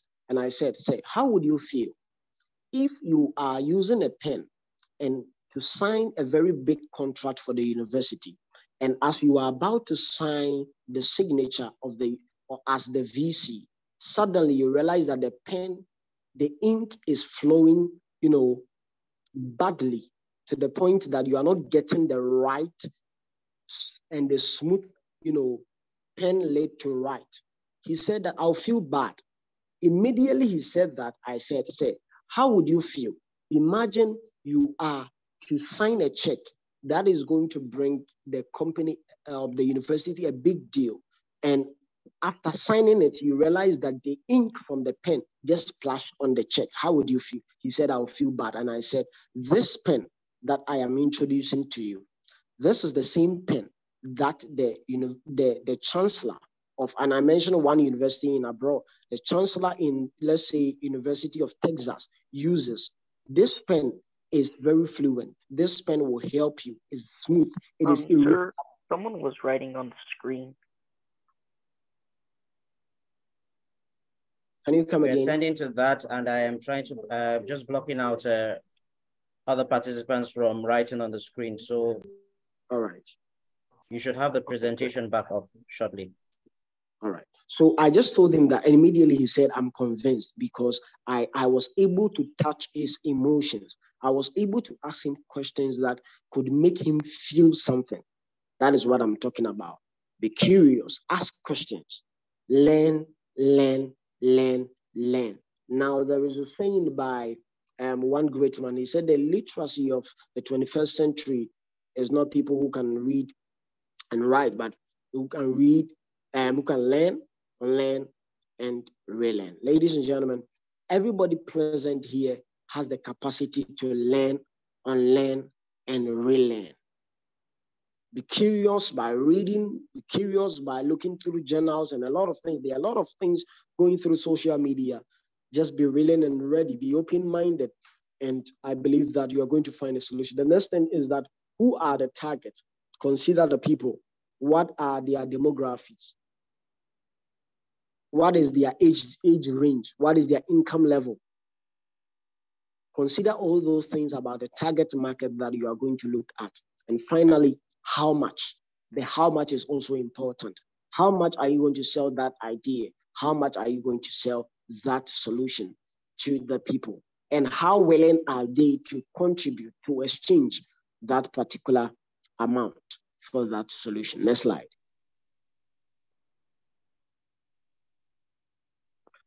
Now, how to market your solution. Now, we realize that we've been able to develop the solution. Now, we are set to market the solution. We are going to sell out the solution to people. The first thing you have to do is identify your target market. We made mention of it. Who are your target market? Which people are you focusing on? Is it the people in Africa? Is it the people in Cameroon? The people in La Côte d'Ivoire? Is it the people in Togo? Is it the people in Ghana? Is it the people in your community? Is it the people in your society? Find those people. Know their age brackets, their demographic. Now, where are they dominated? Are they, technology genius to the point that they are always on their phones? How often do they use phones? How often do they go to the market? How often do they, how often are they present at the shops? Learn to know all these things. This will help you. These are pointers that will lead you to selling your solution to the target market. The next thing is that, which social media platform can help reach them faster? If they consider themselves to be technology genius, which platform? Is it on Instagram? Is it on Threads? Is it on TikTok? Which platform are they dominated on? When I was starting my business, I realized that WhatsApp worked more for me than Instagram. So I have an Instagram account, I have a Facebook page, but I focus much of my strength on WhatsApp because I get a lot of clients from WhatsApp more than I do from Facebook and from Instagram. This is me. Sorry, that is which TV or radio artwork. Okay, so will TV, so considering the traditional method of advertisement, whether you're going to use the broadcasting centers, the television, the radio centers, how often are they listening to radio? How often are they tuning into that particular channel that you want to use as a broadcasting center? The last one is that embrace referral strategy. If you want to sell your solution to a great number of people, you have to be willing and ready to sell them to your immediate community. If the people within your immediate community don't find any reasonable sense to buy your solution, trust me, nobody outside of that community will be willing to buy. When I'm talking about immediate community, I'm talking about your circle of friends. I'm talking about your family. I'm talking about your immediate colleagues, people you are with in a community, people you are with in a house, same your household. If those people are not ready and don't find any reason to buy that solution, trust me, some way, somehow, it's going to be difficult. If they accept you, trust me, your business will go far. If they believe in you, if your immediate environment is able to buy into your ideology, they are going to help you sell to a larger market. Next slide. How to develop entrepreneurial mindset. Now we have identified the solution. You have identified the target and, provided means by which the solution can be sold out. Now, one of the greatest things that you have to develop is an entrepreneurial mindset. This mindset will help sustain the business or that idea or that solution over years. Sometimes you can get a solution, sell it today, make money today, tomorrow you are back to zero. Because you lack this mindset that will help sustain the business, to scale the business from level 1 to let's say level 2 to level 3 to the level 10 and to a greater level. So you need an entrepreneurial mindset that is going to help you do this. And the number one thing that I want to talk about is goal setting. Now, goals are the building blocks of every great achievement. One of my greatest mentors made mention that the perfection of the little will surely lead to the perfection of the great. In goal setting, a lot of people, aim high, big, and, I want to make, $1 million in the next 6 months. One thing that we have to know about goal setting is that the goals must be smart, it must be specific, it must be measurable, must be achievable and realistic and timely. It must go through these processes to ensure that these goals are not too outrageous. They are not exaggerations. Because the greatest disaster you can do to yourself is to lie to yourself. You are in doom when you lie to yourself. When you lie to yourself that your business will make $100,000 next year, in a year, and you don't.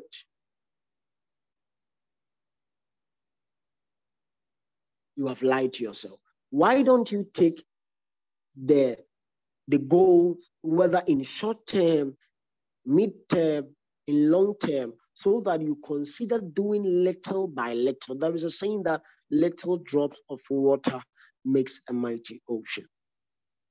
So if we are to consider the larger picture, let's say you want to be $1 billion company, but what can I do today that can help me get there? I believe that when goal setting becomes, daily checks, when we focus more on what we are going to do daily, what we are going to achieve daily more, I believe that the bigger picture can be achieved. The next thing is redefine failure. Is one thing that we have to know is that we have to relish failure. What I mean by that, we have to enjoy it. Failure is just a building block to success. It's part of the processes to success. When you fail, it doesn't mean you are a failure. You have failed. Failing means that you have tried something new, something beyond your strength, something you lacked, enough acumen in. And for that reason, you have to pause, redefine what has happened, step back with a new ideology, step back with a new knowledge, wisdom, and skill to move towards the target. So you have to redefine failure. When you fail at something, it doesn't mean you are a failure. You failed because you lack certain things. And you have to withdraw, build capacity, and push through. I failed a couple of times. I started my business in 2021. I started a business. I failed by 2022. In 2020, I started a business. I failed by 2021. So failure should be part of the process so that the story will become so interesting and encouraging for the glory. The next thing is to face your fears. One of the greatest things that you can ever do in life is to do one of the greatest things you ever feared to do.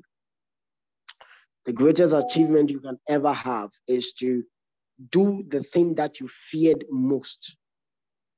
Feared most. Fear, in abbreviation, is false evidence appearing real. It means that the evidence that is being presented to you is not the reality.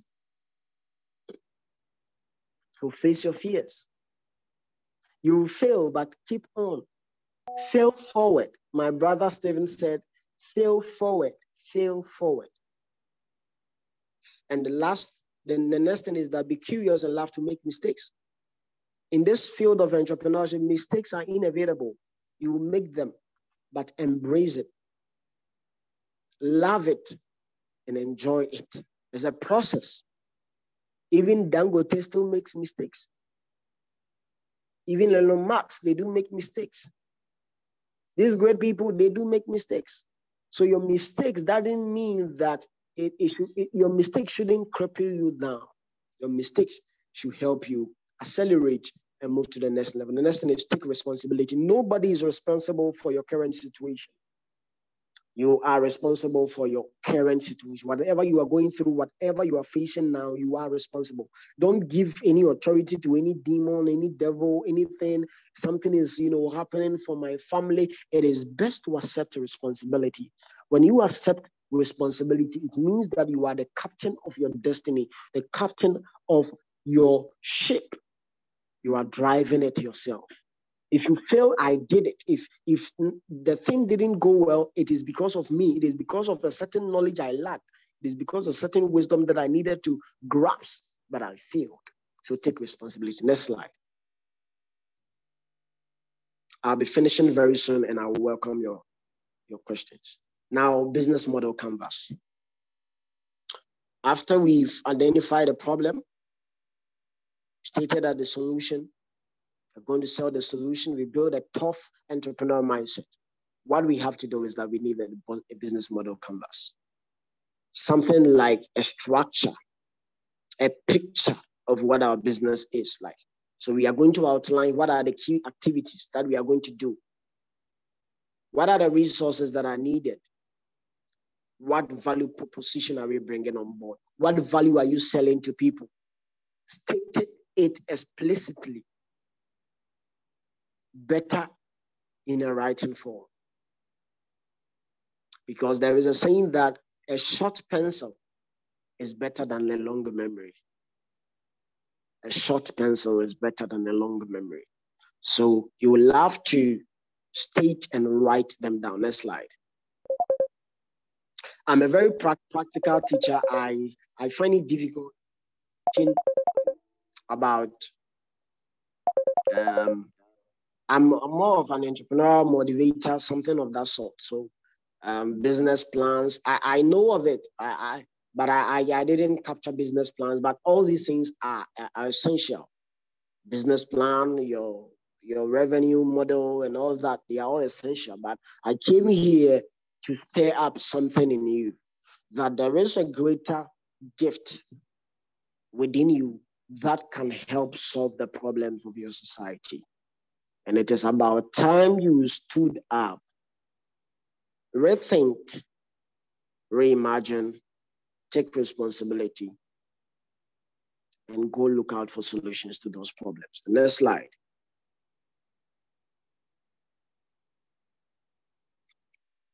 Customer segment. What are the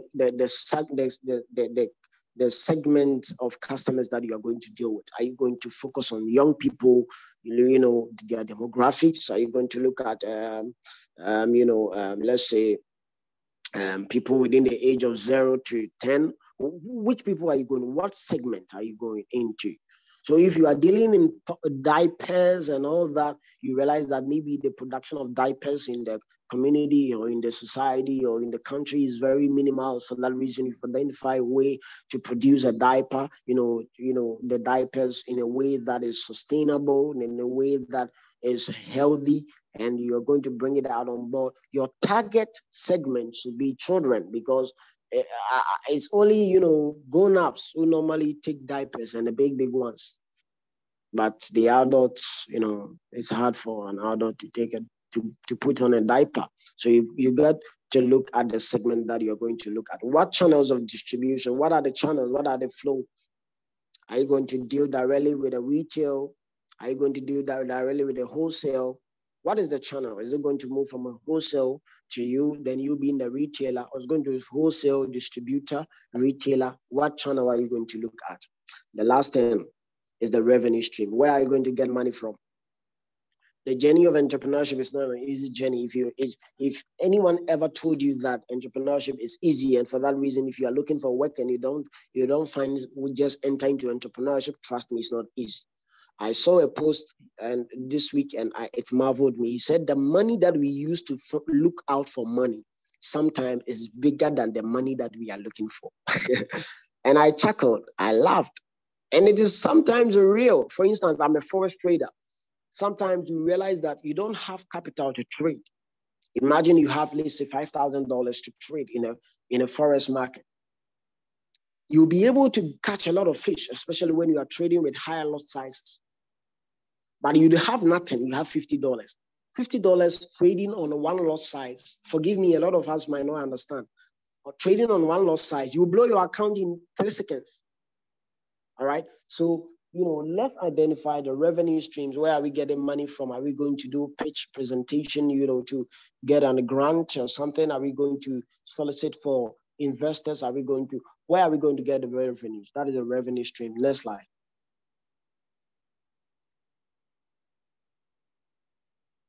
The cost structure. What is going to be the involvement? What are the salient things that you need to help sell that idea? To help people. I always see business as a process of helping people. I see entrepreneurship as a process of helping people. All right. So what are the costs that will be involved when you want to help people?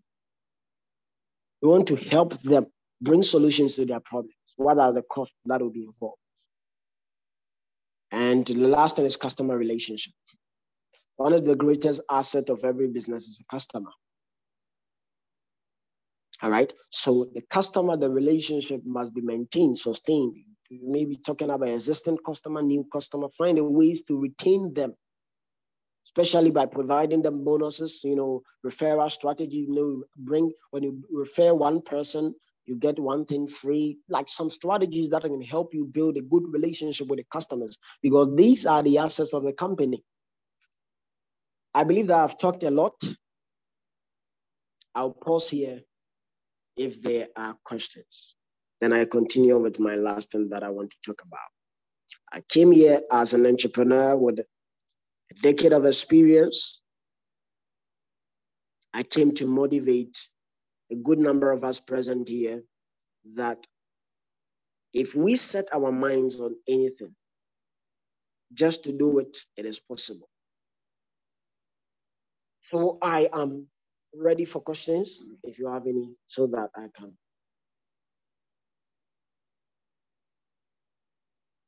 Stephen, can you hear me?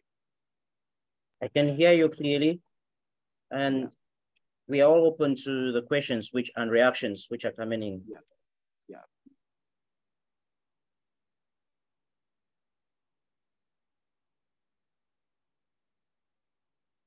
Any question?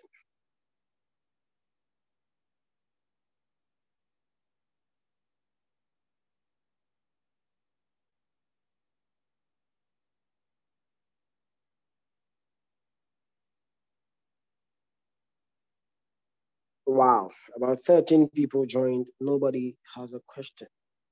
Any question?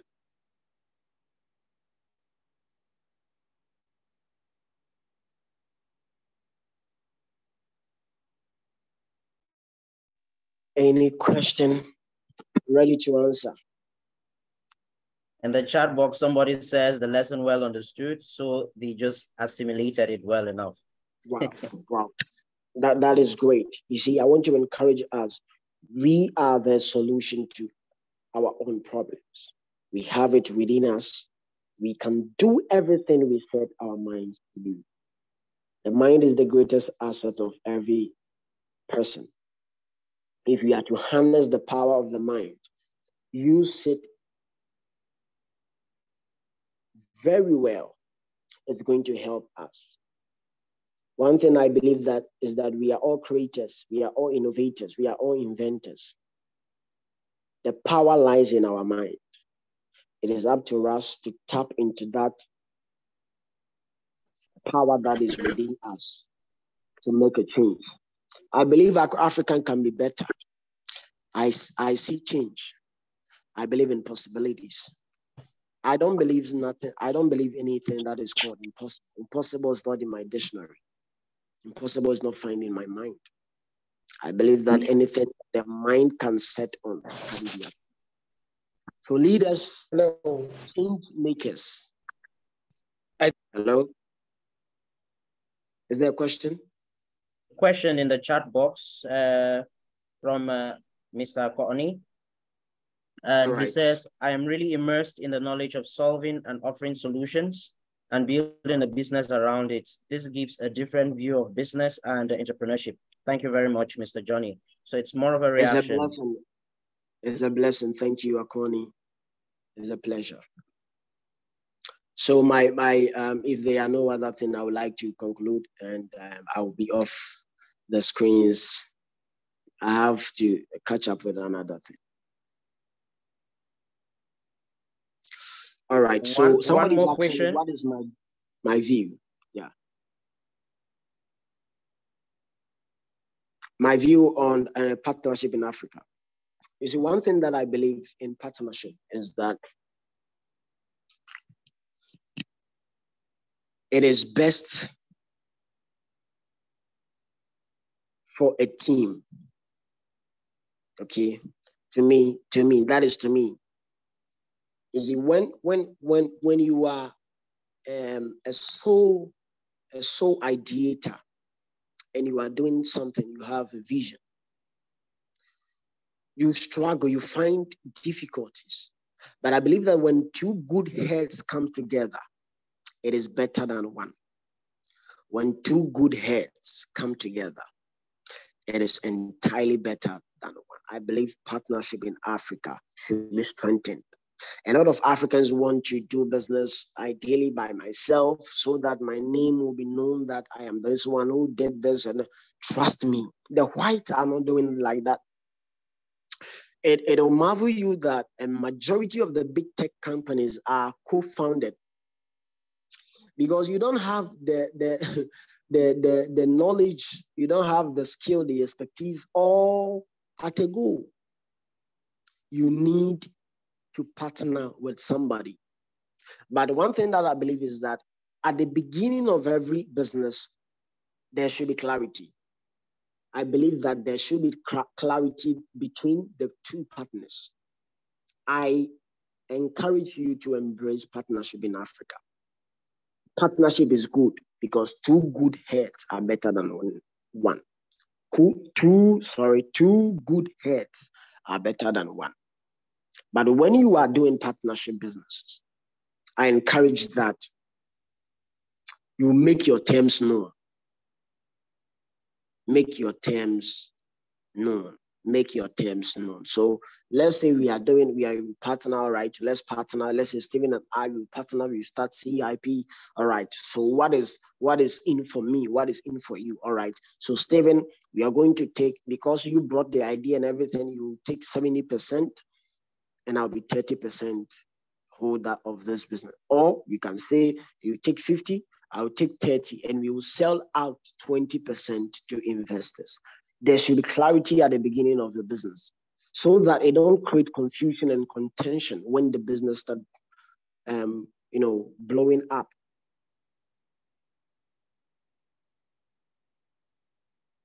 Please, are you getting me?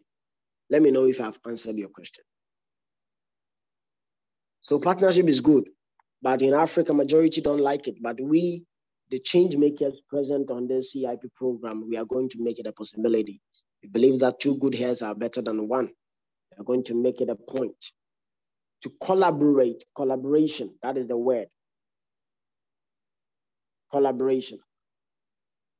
All right, Johnny, there's a reaction from where the question was raised.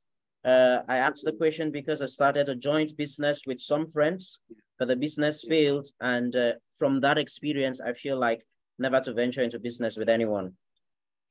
It depends. It depends. It depends. I don't know your experience entirely, but I don't know the responses from them. But it wouldn't be fair if you make a conclusion based on that experience. And that brings me, that brings me to a question. I have raised my hand for a while now, but I know you did not check the hands. How do I identify a good partner? Okay. What are the things that I should look out for in order for me to know this partner will be a good partner and it will help me to grow? Okay. So first, I believe that you have to know where you are going. So what is the vision? If you know the vision, then you know the kind of people you need to go on along with you. Let's say we are building an oil refinery. That is the vision, the biggest in Africa, single-handedly built. That is the vision. That is the solution that we are going to provide. Now, the team, the expertise that I need are people who are engineers, people who have knowledge and expertise in what I am aiming for. Please, are you getting me? So the first foundation is that first know the vision. That will bring you clarity to the person you are to bring on board to assist you. When you know the vision, then you move on to know the kind of people you need. So, you know, their credibility. Sometimes it's difficult to know people unless you work with them. But in this entrepreneurship journey, you face just you know, prepare yourself that you face a lot of, you know, these things. Some people will start on a good note, but as time goes on, they will decline, they will betray you and all that. These are all part of the story. But you should be resilient, committed to the vision, to fight forward. One of the greatest entrepreneurs in Ghana, Magdan, he recently had an interview and he was like, one of his challenges is the HR as a businessman. It's not finance, but it is HR. Because any person that he employs comes on board to steal money, to collapse his business. And he's finding it difficult to employ people. So now he rather employs character and attitude. But you cannot employ character at the first instant. The person has to work with you. The person has to come close before you notice it. Because people from afar are seen as sheep until they come close, then you realize they are like wolf. So basically, know the vision, know where you are going to, know the expertise that you need to carry along, and just be prepared for uncertainties. I believe that you should be fine. Have I answered your question, please? Yeah, thank you very much. And I have another question. It is on the entrepreneurial cycle. Yes, I am seeing from that cycle because I did a screenshot. I'm seeing the idea, wealth, investment, even though the other two I'm not seeing. Yeah, I think the other one is solution. And the last one, I don't know where the hand is and people are there. I don't know what is written there. But what I am looking for within this cycle that I'm not seeing here is the time, the timeliness. The time. You may have a better idea, but if it is not timely, I think you will come in, and because it is not timely and you will fail. So what are you going to say about timeliness within this cycle? All right. I believe that every business is like a seed planted in the you know, earth or in the sand. The number of years that it would take a cashew to grow cannot be compared to the number of years that it would take an orange. That is why before you start any business, you need a prototype. You need a kind of business that you are looking up to so that you learn a lot from them. Everything that you want to do in this world has already been done by somebody. So you need to learn from people. So when you understand that it took somebody 20 years, starting from scratch, then you harnessing and leveraging on that person's knowledge, expertise, interest and all that, you'll be able to shorten your years by maybe 10. You get it? So I believe that timeliness is a pointer, but I don't believe it should be part of my cycle. It should be understood by every entrepreneur that every seed that you plant will not grow up the same day. Every seed has its own number of days. For maize, it can take 6 months or so. For orange, it can take years. For pineapple, it can take years. Okay. I am not trying to talk about the duration that it will take to succeed, it will take to implement. I am talking about, like, let's say, for example, the Uber business in the West. It was a timely business. It came at a time when people needed that kind of a business model. So that is the timeliness I'm trying to say. If you have the idea, are you not to think about, okay, this idea, is it timely or is it is not? Let's say, for example, sanitizer. There was a time during the pandemic. It was a very good business for those people who are exporting sanitizer. Exactly. Because at that time, it was needed. It was a need.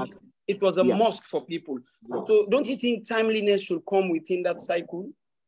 Yes, it should. It should. It should be considered in the problem identification. That is, when you identify the problem, that is where you have to consider whether that particular problem needs an urgent solution now or that problem needs a solution in a later date. So maybe we can factor it in some future date, but it should be considered. It should be considered. Timeliness, it should be considered. I believe in that. Thank you, brother, for sharing.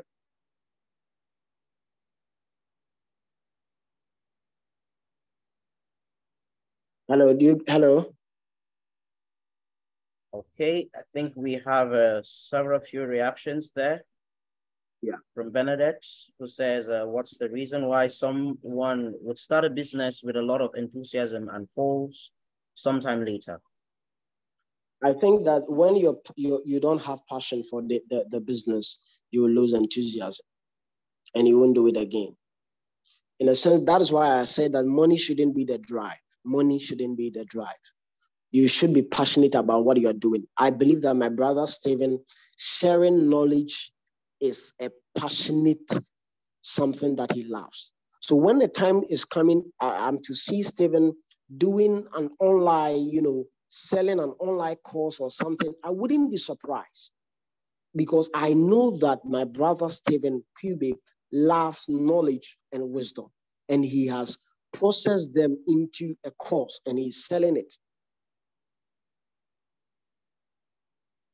He is passionate about what he's doing, and trust me, when you are passionate, no matter what, nothing. If it is based on passion, you will not be discouraged. Sometimes, there will be ups and downs, but trust me, the passion will keep you going. But when the drive is on money, the start, you'll be full of enthusiasm, but the end, it won't even end. In the process, when the money is not coming, you realize that, this is not for me. Let me go in for another thing. So I believe that passion should be the basis. And when you do that, you should be better. Thank you.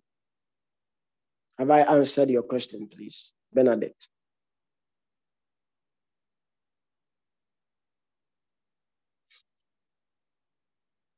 All right, my brother says that I think the timeliness should be linked to the solution we have at hand. That's if the solution is needed at the time. Exactly. Thank you very much. Thank you very much for sharing.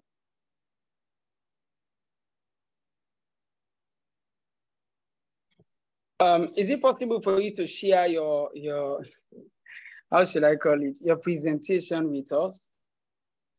If you want it, no problem. I've given it to my brother Stephen. He can do that with you. Okay, thank you very much, and thank you for perfect presentation. It is thank you, brother. Awesome. Thank you. Thank you, brother. It's a blessing. Sadiq, your request is duly noted, and we'll do well to email you a copy. Exactly. No, thank you very much. Mm-hmm. All right. So, Stephen, I would like to say my final words, and I'll be out of here. I'm at work. I have to rush and go and do some few things. There you go. And yeah. My last words is faxes. Just do it.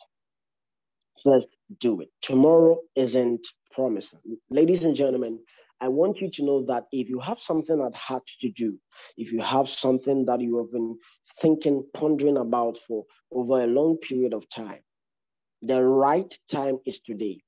The right time is now. The right time is today. Just do it. Just like Nike will put it in the attire of Cristiano Ronaldo. Just do it. Ladies and gentlemen, tomorrow is not promising. The best day is today. Tomorrow cannot be trusted in. My greatest desire for you is that you become a better version of yourself every day. Every day seek to be better than you were yesterday. Ladies and gentlemen, my name is Johnny Kusibafo. I'm from Ghana, currently in Cape Coast in the Central region. I am an entrepreneur, an author of a book, as well as a prolific speaker. Thank you very much for this opportunity and honor. My brother Stephen, is a pleasure to have you on the CIP program. I think the pleasure is all ours, and we are honored, Johnny, very, very honored to have you here with us and for the wonderful presentation which you just delivered. And just before you go, could you kindly share with us the link of the book? You promised to do so in the chat. So while we do the final commendations for the session of today, you can just have the time to put that up in the chat box such that we find it and probably digest those 10 years of entrepreneurial experience which you've had over the years. And in the meantime, before he does that, we have a poll to answer. The poll is coming up shortly on screen. So kindly answer the poll such that we have an insider view of how this particular program has been, and if you would like to participate in it, such that we can equally get demographics on who came in online, who participated, where they're from, and their interests. I think the pool is running. You should have one on your screen right now. Kindly respond to the pool, and we'll be sure to send a response at the end to all.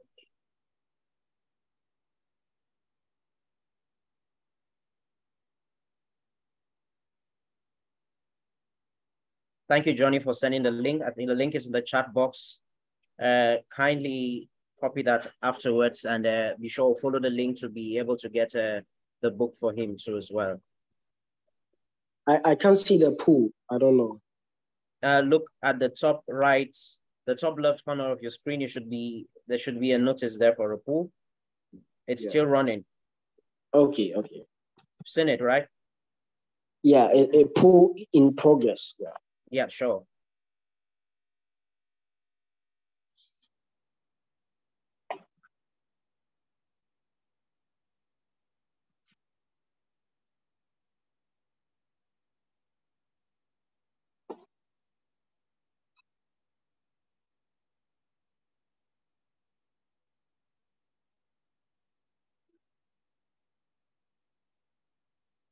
Thank you. We can see the response coming in. So far, we've had only 6 persons participate in the pool out of 10 persons. We are looking forward to your response to the pool. I'm still not able to do it. I don't know. You've clicked on the pool request. A pool is running currently, so you just click on the top left corner of your screen, somewhere around the top left corner of your screen. it should be indicating that a poll is in progress. You click on it and then you should be able to get the responses to the poll.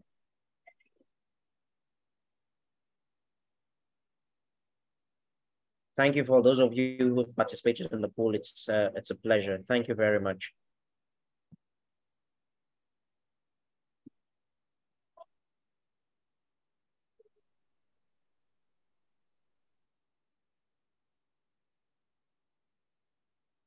I'll be putting down the poll in about a minute's time. So if you've not done that, please just kindly do it such that we move on. I think we are left with about 2 more minutes to the end of our webinar session. We're supposed to end at 4:30 p.m.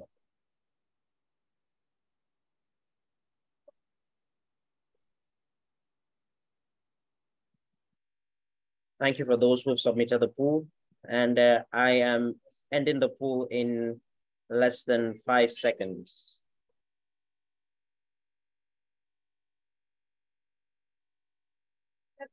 There you go. So here are the results of the poll. Based on the poll, we have 71% of persons who said they are a CIP participant, and 29% say they heard about the webinar through the CIP platform. 43% said they heard from a friend. 29% said from WhatsApp, and 14% from other sources. And a vast majority of the participants are from West Africa. 100% of them, all those who participated in the pool. And for those who participated, all say they would like to be informed about the next webinar, and would do well to share with you the details of the next webinar. So thank you very much for your response. And just to let you know that at CIP, we are out to challenge the mind, to engage the mind, to dare others to think, and we are there to change the narrative. And that's been the motto of the CIP program all along. And at CIP, like I said, we engage the mind, we're there to think, and we change the narrative. And it's a program which we began earlier this month, and we are running through till the end. And we wish to thank all the CIP participants for their time as they took out to attend, and for all our guests and a wide variety of participants who came from other sources and followed other platforms in order to join us. It's been very, very wonderful having you here with us. And we thank you for your time, for your interactions and your dedication. I would just like to request that we kindly turn on our cameras for a snapshot for a vast, if you permit, if you don't feel comfortable about it, you can leave your camera off, and such that we take a snapshot of the persons who participated in this webinar. Thank you. I can see those beautiful faces. Lovely. Thanks a lot. Thanks a lot. Thank you. And we should be having a photo shoot of it now in about 1, 2, 3, and 4. Thank you very much, ladies and gentlemen. It was a pleasure. I really appreciate it. And if you do have any worries and any requests, feel free to always reach out to us. And in the chat section, there's our email, kfprograms@gmail.com. For any requests on any further improvements on the program or your recommendations on what we can do better, it would be a pleasure. We really encourage that feedback, both positive and negative. It's all welcomed because it only helps us to all grow. So thank you very much, and do have a blessed day, gentlemen and ladies. And thank you, Johnny, for your time and for your commitment throughout this session. It was a pleasure. I really appreciate it. You're welcome, brother. It's a blessing.